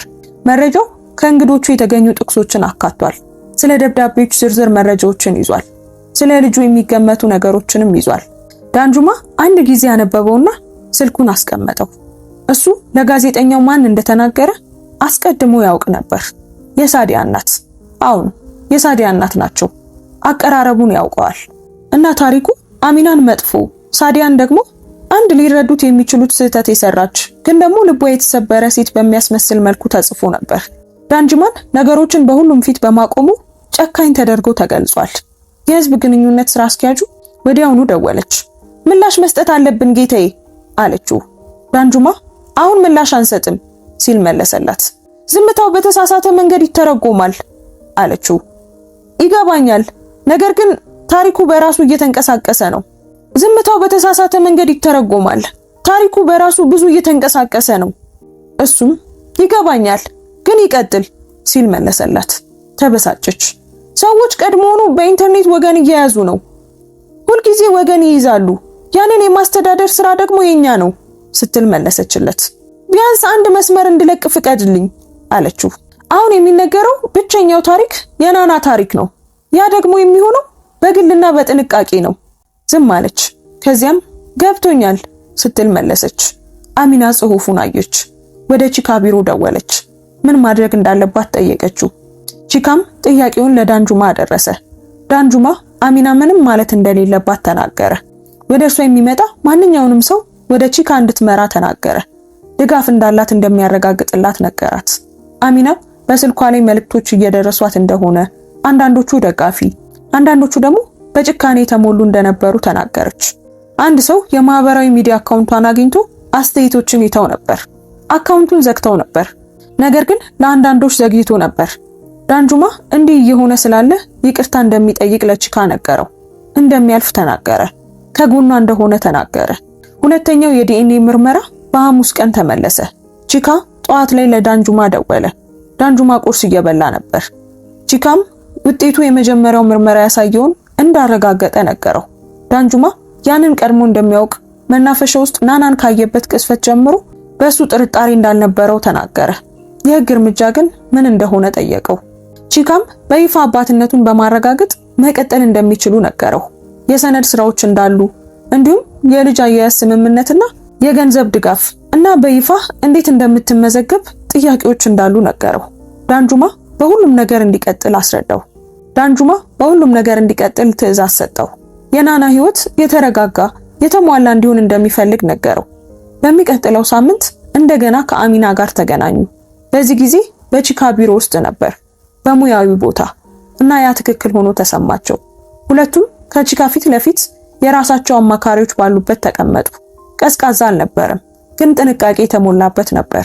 የጋራ ወላጅነት ምን እንደሚመስል ተወያዩ። ለናና ምን እንደሚነግሯት፣ መቼና እንዴት እንደሆነ ተወያዩ። እናም ከማንኛውም ሌላ ግምት በፊት የናና ደህንነት እንደሚቀድም ተስማሙ። አስቸኳይ ነገሮች ካጋጠሙ በጠበቃዎቻቸው ብቻ ሳይሆን በቀጥታም ለመነጋገር ተስማሙ። አሚና ናና እንደ ህጋዊ ሰነድ እንዲሰማት እንደማትፈልግ ተናገረች። ዳንጁማም ሙሉ በሙሉ ተስማማ። ከቺካ ቢሮ ከወጡ በኋላ ለጥቂት ጊዜ የእግረኛ መንገዱ ላይ ቆሙ። አሚናም ይሄ ነገር እንግዳ ነው ስትል ተናገረች። እሱ ግን ለምን ሲል ጠየቃት። ሁሉም ነገር አዲስ ነው። ከጥቂት ሳምንታት በፊት በአንድ ሰርግ ላይ ሳህን እያቀረብኩ በፍርሃት እንዳልወድቅ ስንገዳገድ ነበር። በጣም ደንግጬ ነበር። አሁን ግን ተመልከት፣ እዚህ ቆሜያለሁ ስትል ተናገረች። እሱም የዛን ቀን በፍጹም የፈራሽ አትመሲም ነበር። እናም ስለመጣሽ ደግሞ ደስተኛ ነኝ። አንድ መኪና ከጎናቸው አለፈ። አንድ እርግብም አጠገባቸው አረፈችና በረረች። ወደ ናና መመለስ አለብኝ ስትል ተናገረች። እሱም እሺ ደህና ሁኚ አላት። ወደ መኪና ማቆሚያው ስትሄድና ሲመለከታት ቆየ። ከዚያም ወደ ሌላ አቅጣጫ ተራመደ። ላሚዴ በዚያ ምሽት ደወለለት። ታሪኩ እየሰፋ እንደሆነ፣ አንድ የቴሌቪዥን ጣቢያ እንደወሰደው፣ የድሮ የንግድ ግንኙነቶች የተለያዩ ጥያቄዎችን እየጠየቁ እንደሆነ አስረዳው። አንዳንዶቹ ዳንጁማ ቁጥጥሩን እያጣ እንደሆነ እያጉረመረሙ ነው ሲል ነገረው። ዳንጁማ እነዚያ ሰዎች በራሳቸው ኩባንያዎች ላይ እንዲያተኩሩ እንዲነግራቸው ለላሚዴ ነገረው። ላሚዴ ይህ ከባድ ነው ዳንጁማ፣ እባክህን ስለ ነገሩ ግዝፈት በደንብ አስብበት።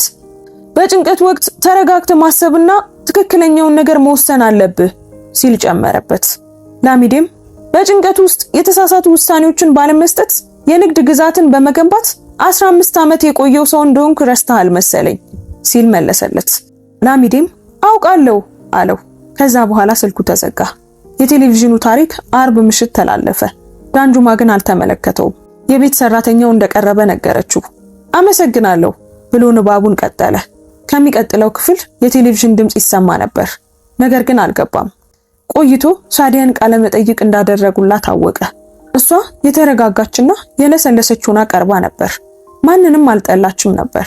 ስለ ፍቅርና ስለ ስህተቶች፣ ይፋዊ ከሆነ ሰው ጋር ግንኙነት ውስጥ ስላለው ጫና በጥንቃቄ ተናግራ ነበር። ናናን በስም አልጠቀሰችም። በቴክኒክ ደረጃ ምንም ያልሆነ ነገር አልተናገረችም። እውነቱን ዝም ብላ የተጎዳችው እሷ እንደሆነች በሚያስመስል መልኩ አቀናጅታው ነበር። ዳንጁማ ያወቀው ዮላ በሚቀጥለው ጧት ስትደውልለት ነበር። እናቱን ምን እንደመሰላት ጠየቃት። ሳዲያ በጣም አስተዋይ ሴት እንደሆነች ነው ያየሁት። እሱም አሁን በጣም አስተዋይ ናት ሲል መለሰ። ዮላም በዚህ ሁኔታ ውስጥ ሆና ከዚህ በላይ ብዙ አልጠብቅም፣ ነገር ግን የቴሌቪዥን እይታው ነገሮችን በጣም ያወሳስባል። ዮላ ስለ ሳዲያ ካወራች በኋላ ናና እንዴት ናት ስትል ጠየቀችው። እሁድ በድጋሚ አገኛታለሁ። ዮላም መምጣት እንደምትችል ጠየቀችው። አሚናን እንደሚጠይቃትና እንደሚነግራት ቃል ገባላት። ሁሉም ነገር በጥንቃቄ መደረግ ስላለበት ብዙ ነገሮችን ሚስጥራዊ እያደረጉ እንደሆነ አስረዳት። ዮላም ትክክል ነው ልጄ ስትል መለሰችለት። እሁድ መጣ። ዳንጁማ ትንሽ ስጦታ ባለቀለም እርሳሶች ያሉት የስዕል መሳያ ይዞ መጣ። ምክንያቱም አሚና ናና መሳል እንደምትወድ ነግራው ነበር። ናና ስታየው ልክ እንደ ወፍ የሚያብለጨልጭ ነገር እንዳገኘች አይነት ድምጽ አወጣች። ያዘችውና ወደ ሌላኛው ክፍል ሮጠች። አሚና አመሰግናለሁ እንድትል ተከተለቻት። ናና ተመልሳ መጣችና በከፍተኛ ድምጽ አመሰግናለሁ አለችና ሮጠች። ዳንጁማ በትንሿ ሳሎን በር ላይ ቆሞ ለሳምንታት ስቆ በማያውቅበት ሁኔታ ፈገግ ብሎ ነበር። አሚና ሻይ አቀረበችለት። እሷ እያፈላች እሱ በትንሿ ክፍል ውስጥ የወጥ ቤት ጠረጴዛ ላይ ተቀመጠ። ቤቷ መጠነኛና ንጹህ ነበር። የምግብ ሽታና እንደ ላቬንደር ያለ ነገር ይሸታል። ሻዩ እስኪፈላ ድረስ ተነጋገሩ። አሚና ነገሮች ለሱ እንዴት እየሄዱ እንደሆነ ጠየቀችው። ውስብስብ እንደሆኑ ነገራት። እሷ ወደ ህይወቱ በመምጣቷ ነገሮችን ስላከበደችበት ይቅርታ አለችው። እሱ ግን እኔ እንደዛ አይሰማኝም፣ እውነተኛ ነገር እንደሰጠሽኝ ነው የማስበው። ምን ማለት ነው ስትል ጠየቀችው። ናና ለረጅም ጊዜ ካገኟቸው ነገሮች ሁሉ እውነተኛዋ እሷ ናት። አሚና ሻይዋን አየች። እሱም ጠየቃት። አንቺስ እንዴት ነሽ አላት። ነገሮችን ለመልመድ እየሞከርኩ ነው። አሁንም መጥፎ መልእክቶች ይደርሱኛል፣ ግን ቀንሰዋል። ናና ስዕል ይዛ ወደ ቤቱ ተመለሰች። 3 ምስሎችን ስላ ነበር። ረጅሙ እሱ እንደሆነ አብራራችለት። የትኛው እሱ እንደሆነ እንዴት እንዳሰበች ጠየቃት። ረጅም እጆች ስለሰጠችው እንደሆነ ነገረችው። ስለሌሎች ሁለቱ ጠየቀ። አንዷ እሷ፣ አንዷ ደግሞ እናቷ እንደሆኑ ተናገረች። ለምን እሱ ረጅም እጅ እንደነበረው ጠየቃት። እሷም ረጅም ስለሆነ እንደሆነ በቁም ነገር መለሰችለት። ስዕሉን አየ። እሺ ካለችው ሊወስደው እንደሚፈልግ ነገራት። ከዚያም አሰበችበት። እሺ አለችው። ነገር ግን ግድግዳ ላይ የምትሰቅለው ከሆነ ነው። ጠረጴዛ ላይ ዝም ብለህ ካልስቀመጥከው አልሰጥህም አለችው። ግድግዳ ላይ እንደሚሰቅለው ቃል ገባላት። በዚያ ምሽት ወደ ቤቱ ነዳና ስዕሉን በቢሮ ግድግዳ ላይ ሰቀለው። ወደ ኋላ ፈገፈገና አየው። የአንዲት ትንሽ ልጅ ባለቀለም እርሳስ የተሳለ ስዕል፣ 3 የእንጨት ምስሎች እና በአንዱ ላይ በጣም ረጅም እጆች አሉት። ለጥቂት ጊዜ ተመለከተው። ከዚያም ጠረጴዛው ላይ ተቀመጠ። ስልኩን አነሳ። የሳዲያን ስም አየ። መልሶ አስቀመጠው። እንደገና ስዕሉን ተመለከተ። ሳዲያ ይህንን እውነት ስላወቀችበት 1 ዓመት አሰበ። ስለ ራቶች፣ ስለ ጉዞዎች፣ ስለ እቅዶች፣ ስለ ውይይቶች አሰበ እና ይህንን አውቃ ምንም ሳትናገር ቆይታ ነበር። ቆይ ይሄ ምን አይነት ፍቅር ነው ሲል ጠየቀ። አይ ይሄ ፍቅር አይደለም፣ ፍቅር እንደዚህ አይደለም ብሎ ለራሱ ተናገረ። ደወለላት። በመጀመሪያው ጥሪ አነሳች። የሆነ ነገር መጠየቅ እንደሚፈልግ ነገራት። እሷም እሺ አለችው። ምንድነው ቆይ ያስፈራሽ? እውነቱን ለመናገር ያስፈራሽ ነገር ምን ነበር ሲል ጠየቃት። እውነቱን ነው እንድትነግሪኝ የምፈልገው አላት። ለጥቂት ጊዜ ዝም አለች። ከዚያም ልጅ እንዳለ ካወቅ እኔን ትተኸኝ ትሄዳለህ ብዬ ፈርቼ ነበር። የመምረጥ ሁኔታ ውስጥ ትገባለህ ብዬ ፈርቼ ነበር። እሷ አንተን ከኔ ታርቀሃለች ብዬ ፈርቼ ነበር ስትል በሐዘን ሆና መለሰችለት። እና መጀመሪያውኑ ስላመንሽ ነበር የደበቅሽኝ? ሳትጠይቂኝ ምን እንደማስብ እንኳን ሳታውቂ ደበቅሽኝ አላት። ለጥቂት ጊዜ ዝም አሉ። ይሄ በጣም የሚያመው ክፍል እንደሆነ ነገራት። መደበቁ ሳይሆን ምክንያቱ። ፈጽሞ አምናው እንደማታውቅ ተናገረ። እሷም በጣም አምናው እንደነበር ነገረችው፣ ግን አላመናትም። እሺ አሁንስ ስለኛ ምንድነው የምታስበው ብላ በመጨረሻም ጠየቀችው። ተጨማሪ ጊዜ እፈልጋለሁ አላት። እሷም እሺ እጠብቅሃለሁ ብላ መለሰችለት። ሰላምታ ተለዋውጦ ስልኩ ተዘጋ። ስልኩን አስቀመጠና እንደገና ግድግዳው ላይ ያለውን ስዕል ተመለከተው። በጣም ረጅም እጆች ያሉት ትንሽ ምስል። ተነስቶ ሻይ ሊያፈላ ሄደ። ቤቱ በዙሪያው ጸጥ ብሎ ነበር። ከ2 ሳምንታት በኋላ አንድ አዲስ ነገር ተከሰተ።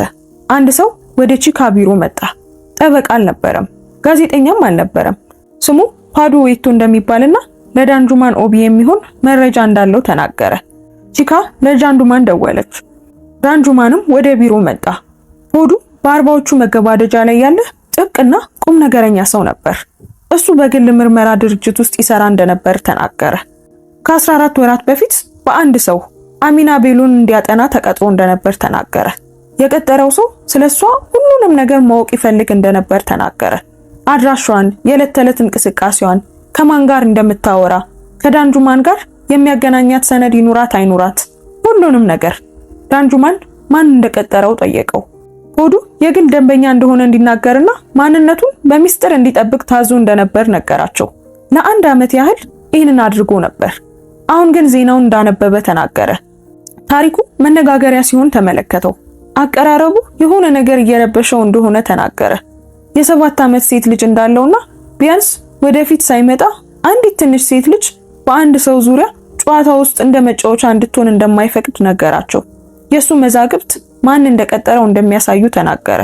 ዳንጁማ ከፈለጋቸው ደግሞ ሊያካፍላቸው ፍቃደኛ መሆኑን ጨምሮ ተናገረ። ዳንጁማ ቺካን አየ። ቺካ ፓዱን አየች።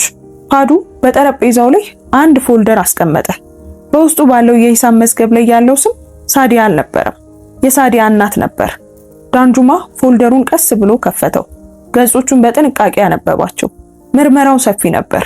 የአሚና አድራሻ በበርካታ ነጥቦች፣ ከቤቷ የምትወጣበት ጊዜ መዝገቦች፣ ከቤቷ ውጪ ከናና ጋር በጋሪ ሆና የተቀረጹ ፎቶግራፎች፣ የላከቻቸው ደብዳቤዎች ሰነድ፣ በዳንጁማ ቢሮ ውስጥ የትኛው ሰራተኛ እንደተቀበላቸው የሚገልጹ ማስታወሻዎች። ሁሉም ነገር ተጠንቶ ለሆነ ሰው ተሰጥቶ ነበር። እሱም ምንም ነገር ዳንጁማ ጋር እንዳይደርስ ለማድረግ ተጠቅሞበታል። ዳንጁማ ወንበሩ ላይ ተደገፈ። ቺካ ሰነዶቹን በትክክል እንድትጠብቅ ጠየቃት። ቺካ ራሷን ነቀነቀችና ረዳቷን ጠራች። ፓዱ በዚህ ዘግይቶ ወደፊት በመምጣቱ የህግ ጥያቄዎች ሊኖሩ እንደሚችሉ እንደሚረዳ ተናገረ። ለሚመጣው ማንኛውም ውጤት ዝግጁ ነኝ ሲል ነገራቸው። ከእንግዲህ ዝም ብሎ መቀመጥ አይችልም። ዳንጁማ ሰውየውን አየውና ያንን እንደሚያከብር ነገረው። ራሱን በምንም አይነት ሁኔታ ውስጥ እንዳያስቀምጥ እንደሚረዳ ነገረው። ቺካ ከሱ ጋር በቅርብ ግንኙነት እንደምታደርግ ነገረው። ፓዱ ቆመ። የዳንጁማን እጅ ጨብጦ ወጣ። ዳንጁማና ቺካ ለተወሰነ ጊዜ በቢሮአቸው ውስጥ ብቻቸውን ተቀመጡ። ፎልደሩ በመካከላቸው ጠረጴዛው ላይ ተቀምጧል። ሁለቱም ወዲያውኑ አልተናገሩም። ከዚያም ቺካ በዝግታ ይህንን ያደረገችው የሳዲያ እናት ናት ስትል ተናገረች። ዳንጁማም አዎን አለ። ቺካ ሳዲያ ሙሉውን ሁኔታ ታውቂ ይሆን ብሎ ዳንጁማ ያስብ እንደሆነ ጠየቀችው። ዳንጁማም ይህንን ለመናገር እንደሚቸገር ነገራት። ይሄ ለኔም ጥያቄ ነው ሲል መለሰላት። ቺካ ያ ነገሮች በሚታዩበት ሁኔታ ትልቅ ልዩነት እንደሚኖረው ተናገረች።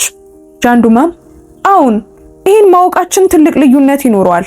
ሳዲያ ከእናቷ ጋር ናት ወይስ እናቷ ከጀርባ ነው ይህንን ሁሉ ነገር ሲያደርጉ የነበሩት? እናቷ ያደረጉት ነገር ምንም ይሁን ምን፣ ሳዲያ ግን ስለ አሚናና ስለ ልጁ ለ1 ዓመት ያህል ታውቅ ነበር። ይህንን አለመናገሯ እውነቱን አይቀይረውም። ቺካም ያ እውነት እንደሆነ ተናገረች። ዳንጁማ ምን እንደሚያደርግ ከመወሰኑ በፊት ለጥቂት ቀናት ከዚህ ጋር መቀመጥ እንዳለበት ወሰነ። በዚያ ምሽት ለሳዲያ አልደወለም። ፎልደሩን ፊት ለፊቱ አድርጎ ቤት ውስጥ ብቻውን ተቀመጠ። በፍጥነት ምላሽ ሊሰጥ አልነበረም። መላው የሙያ ህይወቱን ያሳለፈው የፈጣን ምላሾችን ስሜት በመቃወም ነበር። ይህንን በጥንቃቄ ሊያስብበት ፈልጓል። የሳዲያ እናት አሚናን የሚከታተል ሰው ቀጥረው ነበር። መረጃ አሰባስበው ነበር። በደንብ ተጠቅመውበታል። ጥያቄው ልጃቸው ያንን አስተባብረው ነበር ወይስ እናቷ የምታደርገውን በጥልቀት ላለማየት በመምረጥ ዝም ብላ ተጠቅማበታለች የሚለው ነበር። ሁለቱም አስጨናቂ ነበሩ። ነገር ግን በተለያየ መንገድ ነው አስጨናቂነታቸው። ማንኛውንም እርምጃ ከመውሰዱ በፊት የትኛው እውነት እንደሆነ ማወቅ ነበረበት። ከ3 ቀናት በኋላ ለሳዲያ ደወለ። ሊለያት እንደሚፈልግ ነገራት። ወዲያውኑ መጣች። ፊት ለፊቱ ተቀመጠች። ፎልደሩን በመካከላቸው ጠረጴዛው ላይ አስቀመጠ። ግን ገና አልከፈተውም ነበር። አንድ ጥያቄ በሙሉ ቅንነት እንድትመልስለት እንደሚፈልግ ነገራት። ከዋሸች እንደሚያውቅና ያ ደግሞ በመካከላቸው የሚደረግ የመጨረሻ ውይይት እንደሚሆን ነገራት። እሷም እሺ ብላ መለሰችለት። እናቷ ስለ አሚና መረጃ ለመሰብሰብ የግል መርማሪ ቀጥራ እንደነበር ታውቅ እንደሆነ ጠየቃት። ዝምታ በመካከላቸው ሰፈነ። ሳዲያ ፎልደሮቹን ተመለከተች። አይኖቿ በሽፋኑ ላይ ተንቀሳቀሱ። ከዚያም ወደ ዳንጁማ ተመለከተች። እንደማታውቅ ተናገረች። ይህንን አላውቅም፣ ምን እንደሆነም አላውቅም። ዳንጁማ ፊቷን ተመለከታት። ትናንሽ እንቅስቃሴዎች፣ የአይኖቿ መረጋጋት። ከመመለሷ በፊት ግን በፎልደር ውስጥ ምን እንዳለ አለመጠየቋን አስተዋለ። ዝም ብላ ነው የመለሰችው። እናቱ በምርመራው በኩል እሷን ሳያሳውቁ ብዙ ርቀት እንደሄዱ ነገራት። እሷ ስለ አሚና በሌላ መንገድ እንዳወቀች ነገረችው። አንድ የጋራ ጓደኛቸው ዳንጁማን ሕፃን ልጅ ከያዘች ሴት ጋር እንዳየው እንደተናገረ ነገረቻት። ከዚያም ለእናቷ ሳትናገር ራሷ በማጣራት ማረጋገጧን ነገረችው። እናቷ ቆይተው እንደደረሱበትና በራሳቸው ወደፊት እንደገፉ ተናገረች። ዳንጁማ ያረብሿት እንደሆነ ጠየቃት። በእርግጥም ረብሾኛል ስትል መለሰች። ስታውቅ እናቷ ያደረጉትን ለምን ለሱ እንዳልተናገረች ጠየቃት። በዚያ ሰዓት ሁኔታውን ለመደበቅ ቀድሞውኑ ምርጫዋን አድርጋ ስለነበር ዝም ማለቷን ነገረችው። ቀድሞውኑ እሷ ራሷ ገብታበት ነበር። የእናቷ ጣልቃ ገብነት መውጣቱ ነገሩን የበለጠ እንደሚያወሳስበው ፈርታ እንደነበር ነገረችው። ሳዲያ ከዛም አሚናን ይቅርታ መጠየቅ እንደምትፈልግ ተናገረች። ዳንጁማ ግን ያን እሱ የሚያመቻቸው ወይም የሚፈቅደው ነገር እንዳልሆነ ነገራት። ያንን ማድረግ ከፈለገች በትክክለኛው መንገድ መሄድ እንዳለባት ነገራት። እሷም ገብቶኛል ስትል መለሰችለት። ከዛም አንድ ተጨማሪ ጥያቄ ጠየቃት። ስለ እናቷ ስላደረጉት ነገር ምን ልታደርግ እንዳሰበች ጠየቃት። ሳዲያም እናቷ ልታገኘው የማትችለው መስመር እንዳለፉ ተናገረች። ያንን ቀድሞውኑ ለእናቷ እንደነገረቻቸው አስረዳች። በመካከላቸው ያለው ነገር አሁን በጣም አስቸጋሪ መሆኑን ነገረችው። ዳንጁማ እንደሰማት ተናገረ። ዳንጁማ ፎልደሩን ዘጋው። ተጨማሪ ጊዜ እንደሚፈልግ ነገራት። እንደምታውቅ ተናግራ ወጣች። በዚያ ምሽት ለአሚና ደወለላት። እድገቶች እንዳሉና ማንኛውም ነገር ይፋ ከመሆኑ በፊት እሷ እንድታውቅ እንደሚፈልግ ነገራት። ስለ ፖዱ፣ ስለ ምርመራው፣ ስለ እሷና ስለ ናና ፎቶግራፎች አስረዳት። በመስመሩ ላይ ያተነፋፈስ ሁኔታዋ ሲቀየር ይሰማል። ይቅርታ እንደሚጠይቅ ነገራት። እሷና ልጇን ሳታውቅ አንድ ሰው ሲከታተላቸው እንደነበር በዝግታ ሰማች። ለምን ያህል ጊዜ ስትል ጠየቀችው። እዚህ ጋር ባሉት መዝገቦች መሰረት ቢያንስ ለ10 ወራት። ለጥቂት ጊዜ ዝም አለች። ከዚያም መቀመጥ እንደማያስፈልጋት ተናገረች። አሚና ናና በእነዚያ ፎቶግራፎች ውስጥ ስላለች እንደተረበሸች ተናገረች። ጠበቃ እንደምትፈልግ ነገረችው። እሱም ሁሉንም ነገር እንደሚያመቻች ቃል ገባላት። እሱም በጣም ያናደደውና ያበሳጨው የናና ፎቶ መሆኑን ተናገረ። የናና ምስል ወይም ህልውና በማንኛውም የፍርድ ቤት ክርክር ወይም ህትመት ላይ እንዲውል እንደማትፈልግ ነገረችው። እሱም አይሆንም፣ ሁሉንም ነገር እንደማስተካከል ቃል እገባልሻለሁ ሲል አጽናናት። እሷም አመሰግናለሁ አለች። ከጎኗ እንደሆነ ሲናገር ከልቡ እንደሆነ ተሰማት። እሷም ያንን ማመን ጀምራለች። እሱ ጥሩ ነገር አለው። እረፍት እንድታደርግ ነገራት። እሷም እንደምትሞክር ነገረችው። የህግ ጉዳዮች በፍጥነት እየተንቀሳቀሱ ነበር። በአንድ ሳምንት ውስጥ ስለ ክትትሉ ጉዳይ በይፋ ምላሽ ለመስጠት የሚረዱ ሰነዶች ተዘጋጁ። የሳዲያ እናት ኦፊሻል የሆነ ደብዳቤ ደረሳቸው። ዳንጁማ ይህንን ክፍል አልወደደውም ነበር። እሱ ግጭትን የሚፈልግ ሰው አልነበረም። ነገር ግን በልጁ ላይ ክትትል እንዲደረግ የሚፈቅድ ሰውም አልነበረም። የሳዲያ እናት በቀጥታ ደወሉለት። አልመለሰም። እንደገና ደወሉ። አሁንም አልመለሰም። ከቺካ ቢሮ ተደውሎ ሁሉም ነገር አሁን በህግ ስር እንዳለ ተነገራቸው። ጉዳዩ በተገቢው ሁኔታ ይሄዳል። በዚህ ጉዳይ ላይ ለኢ መደበኛ ድርድር በሩ ክፍት አይደለም። ላሚዴ ስለ ሕጉ እርምጃ ሰምቶ በድንጋጤ ለዳንጁማ ደወለ። ነገሩ እየተባባሰ እንደሆነ ተናገረ። ዳንጁማ እየተፈታ ነው እንጂ እየተባባሰ አይደለም አለው። ላሚዴ ተጨማሪ ዜና እንደሚጠብቅ ነግሮ ስልኩን ዘጋ። አንዲት ሴትንና ጨቅላ ልጇን ከጀርባ ሲሰልልና ሲከታተል የነበረን ሰው ዝም ብሎ እንዲኖር መፍቀድ ትክክል እንዳልሆነ ያውቃል። እሱ በዚያ መንገድ አልተገነባም። ከአንድ ሳምንት በኋላ የሆነ ነገር ተቀየረ። ሌላ ህትመት አንድ ታሪክ አወጣ። ይህኛው ወደ እውነቱ የቀረበ ይመስላል። ስለ ደብዳቤዎቹ ዘገበ። ስለ ክትትሉም ዘገበ። የአሚናን ወይም የናናን ስም አልጠቀሰም። ገለልተኛ ቋንቋን ተጠቀመ። በአያላን ወንዶች ዙሪያ ያሉ ሰዎች የተወሰኑ እውነቶች እንዳይደርሷቸው ለማድረግ ሲሰሩ ምን ማለት እንደሆነ ጥያቄ አነሳ። ጽሑፉ ተገቢና ጥንቁቅ ነበር። ዳንጁማን ማን እንደጻፈው አያውቅም ነበር። ነገር ግን የጻፈው ሰው ጥንቁቅ ስራ ሰርቷል።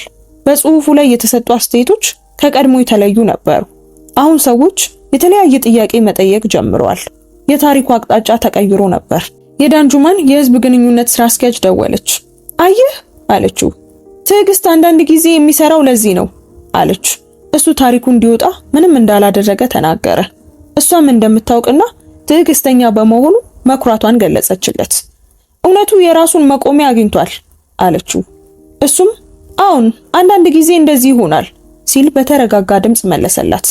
እሷ አሁንም ዝርዝር ሳይኖር መሰረታዊ እውነቶችን የሚያረጋግጥ አጭር መግለጫ ማውጣት እንደምትፈልግ ተናገረች። አሰበበት። አንድ አንቀጽ ብቻ እንዲሆን ተስማማ። ምንም ማጋነን የሌለበት ዝም ብሎ እውነታ ብቻ። እሷም በደስታ ጥሩ እሺ አደርገዋለሁ ስትል መለሰች። ጽሑፉን አዘጋጀችው። 2 ጊዜ አነበበውና አጸደቀው። ማክሰኞ ከሰዓት በኋላ ተለቀቀ። ዝም ብሎ አንድ ልጅ እንዳለው፣ ልጁ የሱ እንደሆነች፣ በህይወቷ ውስጥ ለመገኘት ቃል እንደገባ የሚያረጋግጥ ጽሑፍ ነበር። ቀጣይ ጉዳዮች የግል እንደሆኑ ተገልጿል። ምላሹ በአብዛኛው ክብር የተሞላበት ነበር። አንዳንድ ሰዎች በጣም ተነክተው ነበር። አንዳንዶች አሁንም የሳዲያን ወገን ይዘው ነበር። አንዳንዶች ስለ ክትትሉ ተቆጥተው ነበር። አንዳንዶች ደግሞ በናና ታሪክና አሁን ምን አይነት ህይወት እንደሚኖራት ትኩረት ያደረገ አስተያየት እየሰጡ ነበር። ዳንጁማን ጥቂት ምላሾችን አነበበና ቆመ። ሁሉንም መቀበል አላስፈለገውም። ዋናው ምን እንደሆነ እሱ ያውቃል። ሴት ልጅ አለችው። አሁን በህይወቷ ውስጥ አለ። ሌላው ነገር ሁሉ በዙሪያው ያለ ጉዳይ ነው። በዚያ ሐሙስ ናናን ሊጠይቃት ሄደ። ሌላ ስዕል ስላለት ነበር። ይሄኛው ደግሞ የበለጠ ቀለም ነበረው። ጥግ ላይ ቢጫ ፀሐይና ዛፍ ጨምራበት ነበር። ዛፉ ምን እንደሆነ ጠየቃት። ይሄ የኛ ዛፍ ነው አለችው። ቆይ እሺ የት ነው ያለው? መጀመሪያ በተገናኙበት መናፈሻ ውስጥ እንዳየችው ተናገረች። ያንን ስዕል ከቢሮ ግድግዳ ላይ ከመጀመሪያው ስዕል አጠገብ ሰቀለው።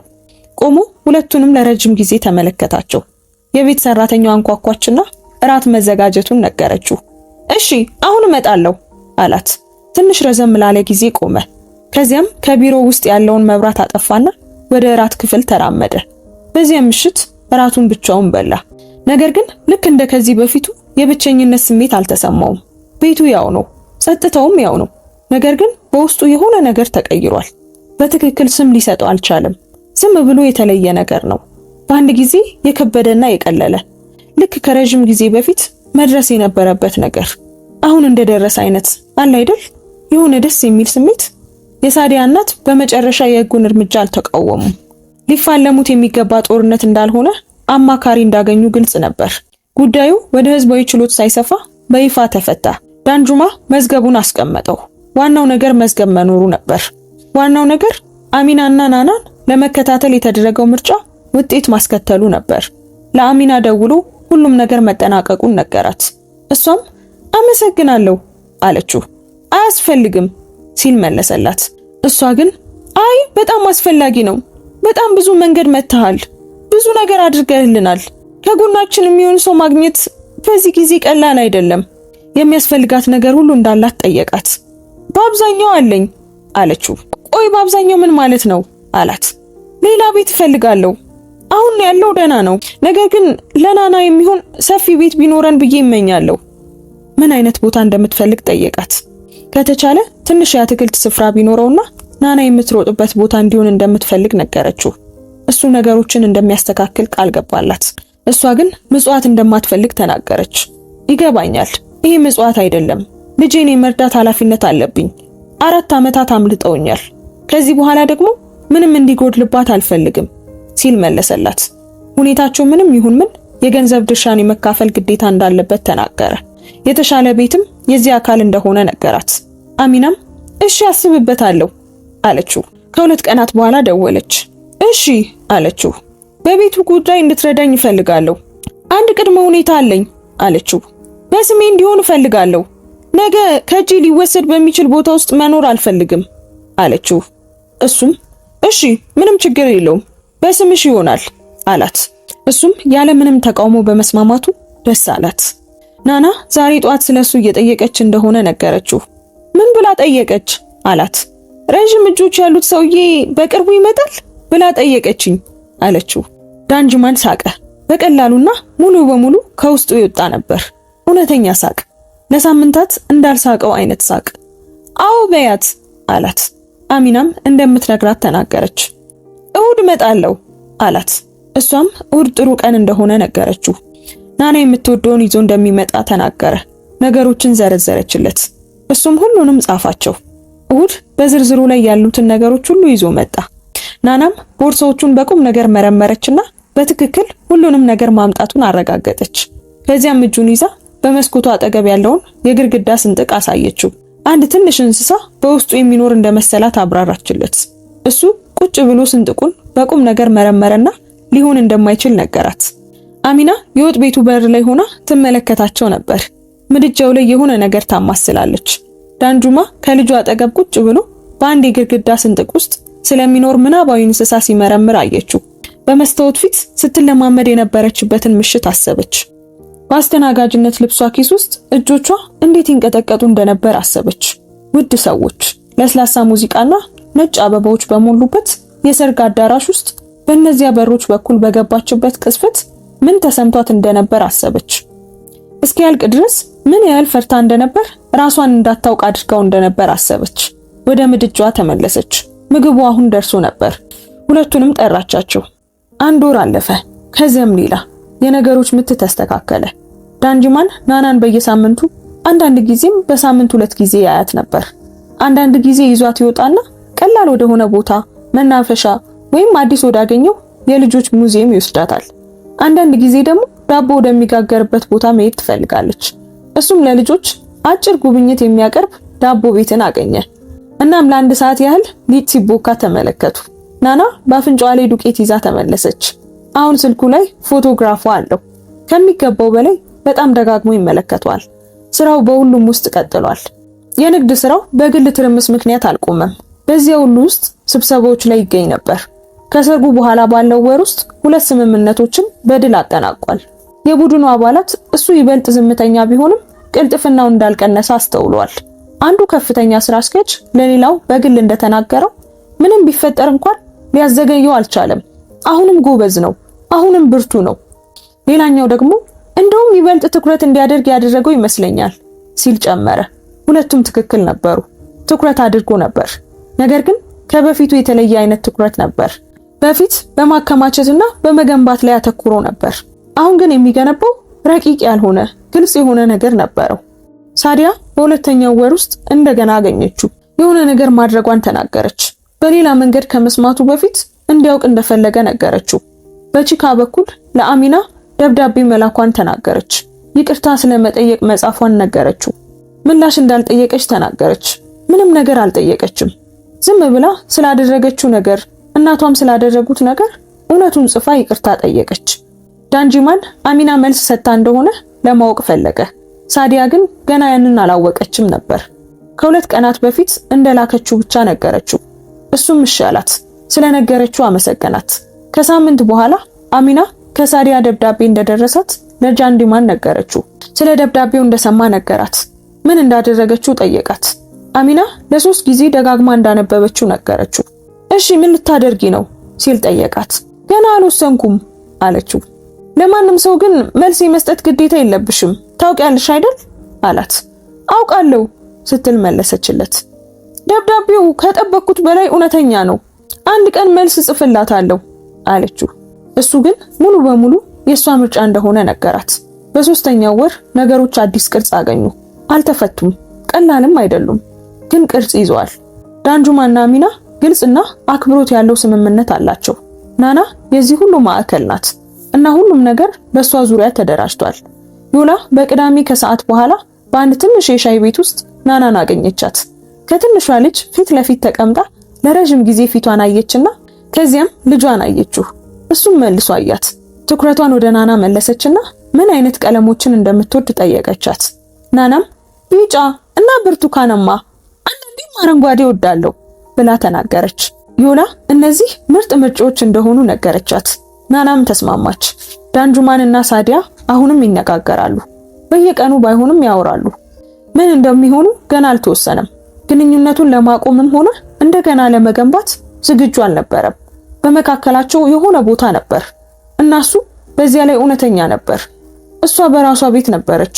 በጩኸት አትጠብቅም ነበር። ዝም ብላ ግን በአቅራቢያው ትኖር ነበር።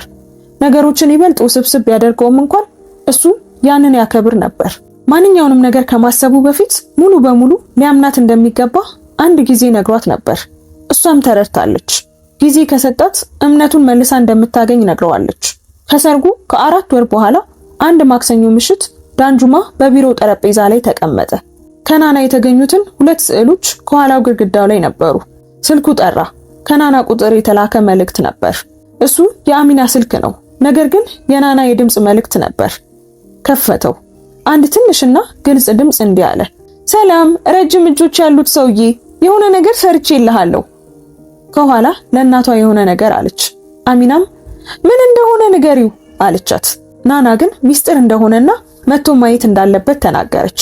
መልእክቱን 2 ጊዜ አዳመጠው። ስልኩን በጠረጴዛው ላይ አስቀመጠ። ጣሪያውን ተመለከተ።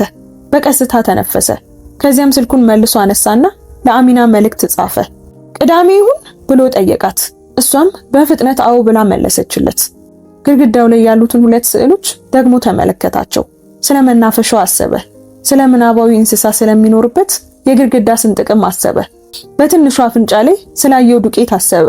ጥቁር ሱፍ ለብሶ በተወለወለ ጫማ ቆሞ ስላልሆነ ቅርጽ ስለነበረው ሰርግ አሰበ።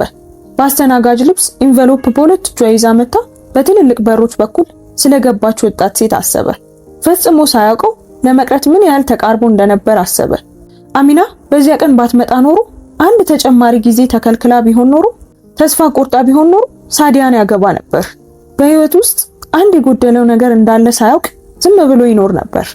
ቢጫ ልብስ የለበሰች፣ ረጅም እጆቹ የሚያስቋት፣ የግድግዳ ስንጥቆች በቁም ነገር የምትመረምር፣ አፍንጫዋ ላይ ዱቄት የምታደርግና በማክሰኞ ምሽት በድምጽ መልእክት ሰላም ረጅም እጆች ያሉት ሰውዬ ብላ የምትልኳ ትንሽዬዋ ልጅ ሁሉንም ነገር ያጣው ነበር። ሐሳቡ በጣም ከባድ ነበር። ያ ከባድነት ረጅም ጊዜ እንዲቆይ አልፈቀደም። እሱ ሊሆን ይችል በነበረ ነገር ውስጥ የሚሰጥም ሰው አልነበረም። አስተዋለው፣ መዘገበው። ወደፊት በዙሪያው ስለሚገነቡ ነገሮች ጥንቁቅ እንዲሆን እንዲያስታውሰው ፈቀደ። በሙያዊ ደረጃ በሚገባ በሚያገለግሉት ሰዎች ራሱን ከቦ ነበር።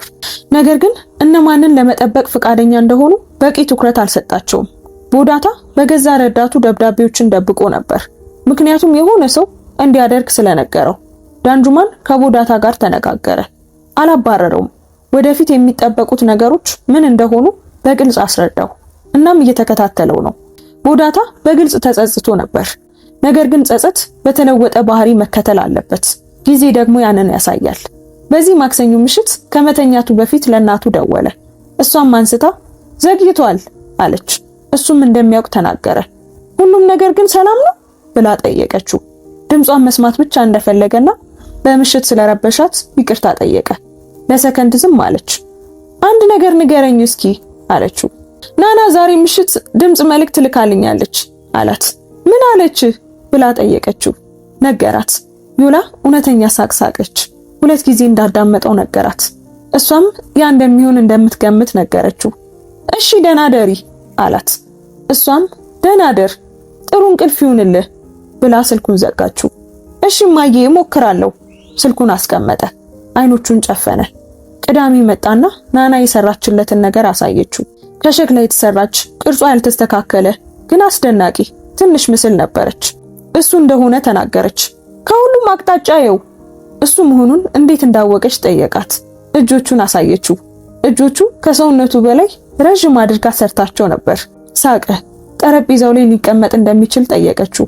በእርግጥ አስቀምጠዋለሁ አሚና በሩ ላይ ሆና በትንሹ ፈገግ ትል ነበር። ዳንጁማ የሸክላ ምስሏን በጥንቃቄ በጃኬቱ ኪስ ውስጥ ከተታት። ለቀሪው ሰዓታት እዚያ መኖሯ ይሰማው ነበር። ትንሽ ጠንካራና እውነተኛ። ወደ ቤት በሚነዳበት ጊዜ ስለሚቀጥለው ነገር አሰበ። ስለ ሩቅ ወደፊት ሳይሆን ስለ ቅርቡ፣ የሚቀጥለው ሳምንት፣ የሚቀጥለው ወር፣ ናና በሚቀጥለው ዓመት ትምህርት ስትጀምር አሁን ከጎኗ ያለ አባት መኖሩ ምን እንደሚመስል አሰበ። ያ ሽግግር ለሷ ተራ እንዲሆን እንዴት እንደሚያደርግ አሰበ። ለታይታ ሳይሆን ዝም ብሎ መገኘት። ስለ አሚናና እየገነቡት ስላለው ጥንቁቅ እምነት አሰበ። ስለ ሳዲያና በመካከላቸው ስላለው ግልጽ ጥያቄ አሰበ። ለሁሉም ግን መልስ አልነበረውም። ነገር ግን ጥያቄዎቹ አሁን ትክክለኛ ነበሩ። ያ ከበፊቱ የተለየ ነበር። ከቤቱ ውጪ መኪናውን አቆመ። በመኪናው ውስጥ ለጥቂት ጊዜ ተቀመጠ። ወደ ጃኬቱ ኪስ ገባና የሸክላ ምስሏን ዳሰሰ። አውጥቶ በእጁ መዳፍ ላይ ያዛት። አጭር አካል እና ረጅም እጆች በአንዲት ትንሽ ልጅ ቅዳሜ ቀን ላይ ምግብና ላቬንደር በሚሸት ቤት ውስጥ የተሰራች። ለጥቂት ጊዜ አያት። ከዚያም ከመኪናው ወጣ። ወደ ቤቱ ገባ። ምስሏን በጠረጴዛው ላይ በየጧቱ ከሚያየው መብራት አጠገብ አስቀመጣት። ቆም ብሎ አያት። ከዚያም ሻይ ለማፍላት ወደ ወጥ ቤት ሄደ። ቤቱ ከእንግዲህ በሚያስደንቅ ሁኔታ የተለየ ስሜት ነበረው። ዝም ብሎ አሁን የሚኖርበት ቦታ እንደሆነ ተሰማው። ታሪኩንም የምንተወው እዚህ ጋር ነው። ሁሉም ነገር ተፈቶ አይደለም። ሁሉም ነገር ተለውጦ አይደለም። ነገር ግን እውነቱ መንገዱን አግኝቷል። አንድ ነገር በመድረኩ ላይ ቆሞ ያቀደውን ሁሉ ቢያሳጣውም እውነተኛ የሆነውን ነገር ለመጋፈጥ ምርጫ እያደረገ ነው። አንዲት ልጅ ልትታይ ስለሚገባት የፈራችው በሮችን አልፋ የገባች ሴት እና ደግሞ ናና የምትባል ረጅም እጆችን የምትስል የሸክላ ምስሎችን የምትሰራ ቀላል ጥያቄዎችን የምትጠይቅና መምጣቷ በዙሪያዋ ያለውን ዓለም ምን ያህል እንደለወጠው ገና የማታውቅ ትንሽ ልጅ። እውነት ሁልጊዜም በሚመች ጊዜ አትመጣም። ነገር ግን የሁሉንም ቅርጽ ትለውጣለች። አንዳንድ ጊዜ ከተቀበልነው ሁሉ ይልቅ አስፈላጊ የሆነው ነገር የሚሰጥ ሰው ሊያመጣልህ ተቃርቦ የነበረ ሰው ሊሆን ይችላል። በሚያምርና በታቀደ ህይወት ዳርቻ ላይ ቆም ብሎ የሚንቀጠቀጡ እጆች ውስጥ እውነተኛ ነገር የያዘ። ጥያቄው እውነት ይመጣል ወይ የሚለው አይደለም። እሱ ሁልጊዜ ይመጣል። ጥያቄው ኢንቨሎፑን ለመክፈት ድፍረቱ አለን ወይ ነው። በዙሪያችን ያሉ ሰዎች ድፍረት እንዲኖረን ይፈቅዱልናል ወይ ነው። ይህንን ታሪክ እስከ መጨረሻው ስለተከታተላችሁት እናመሰግናለን። ይህ ታሪክ ልባችሁን ከነካው እባካችሁ ላይክ እና ሼር አድርጉት። ሌሎች ታሪኮችም እንዳያመልጣችሁ ሰብስክራይብ አድርጉ። ውድ ቤተሰቦቻችን የዛሬውን ታሪካችንን እንዴት አገኛችሁት? እስኪ ሐሳብ አስተያየታችሁን ኮሜንት ላይ ጻፉልን። እዚህ ድረስ ካያችሁትና ከተመለከታችሁትም ጨርሻለሁ ያላችሁ ጻፉልን። ቪዲዮ ለብዙ ሰዎች እንዲደርስ በደግነት ላይክ እና ሼር አድርጉት። እንደዚህ አይነት መሳጭ የሆኑ ታሪኮች በየዕለቱ እንዲደርሳችሁ ሰብስክራይብ በማድረግ ቤተሰባችንን ተቀላቀሉ። እናመሰግናለን። እንወዳችኋለን። ቸር ቆዩን።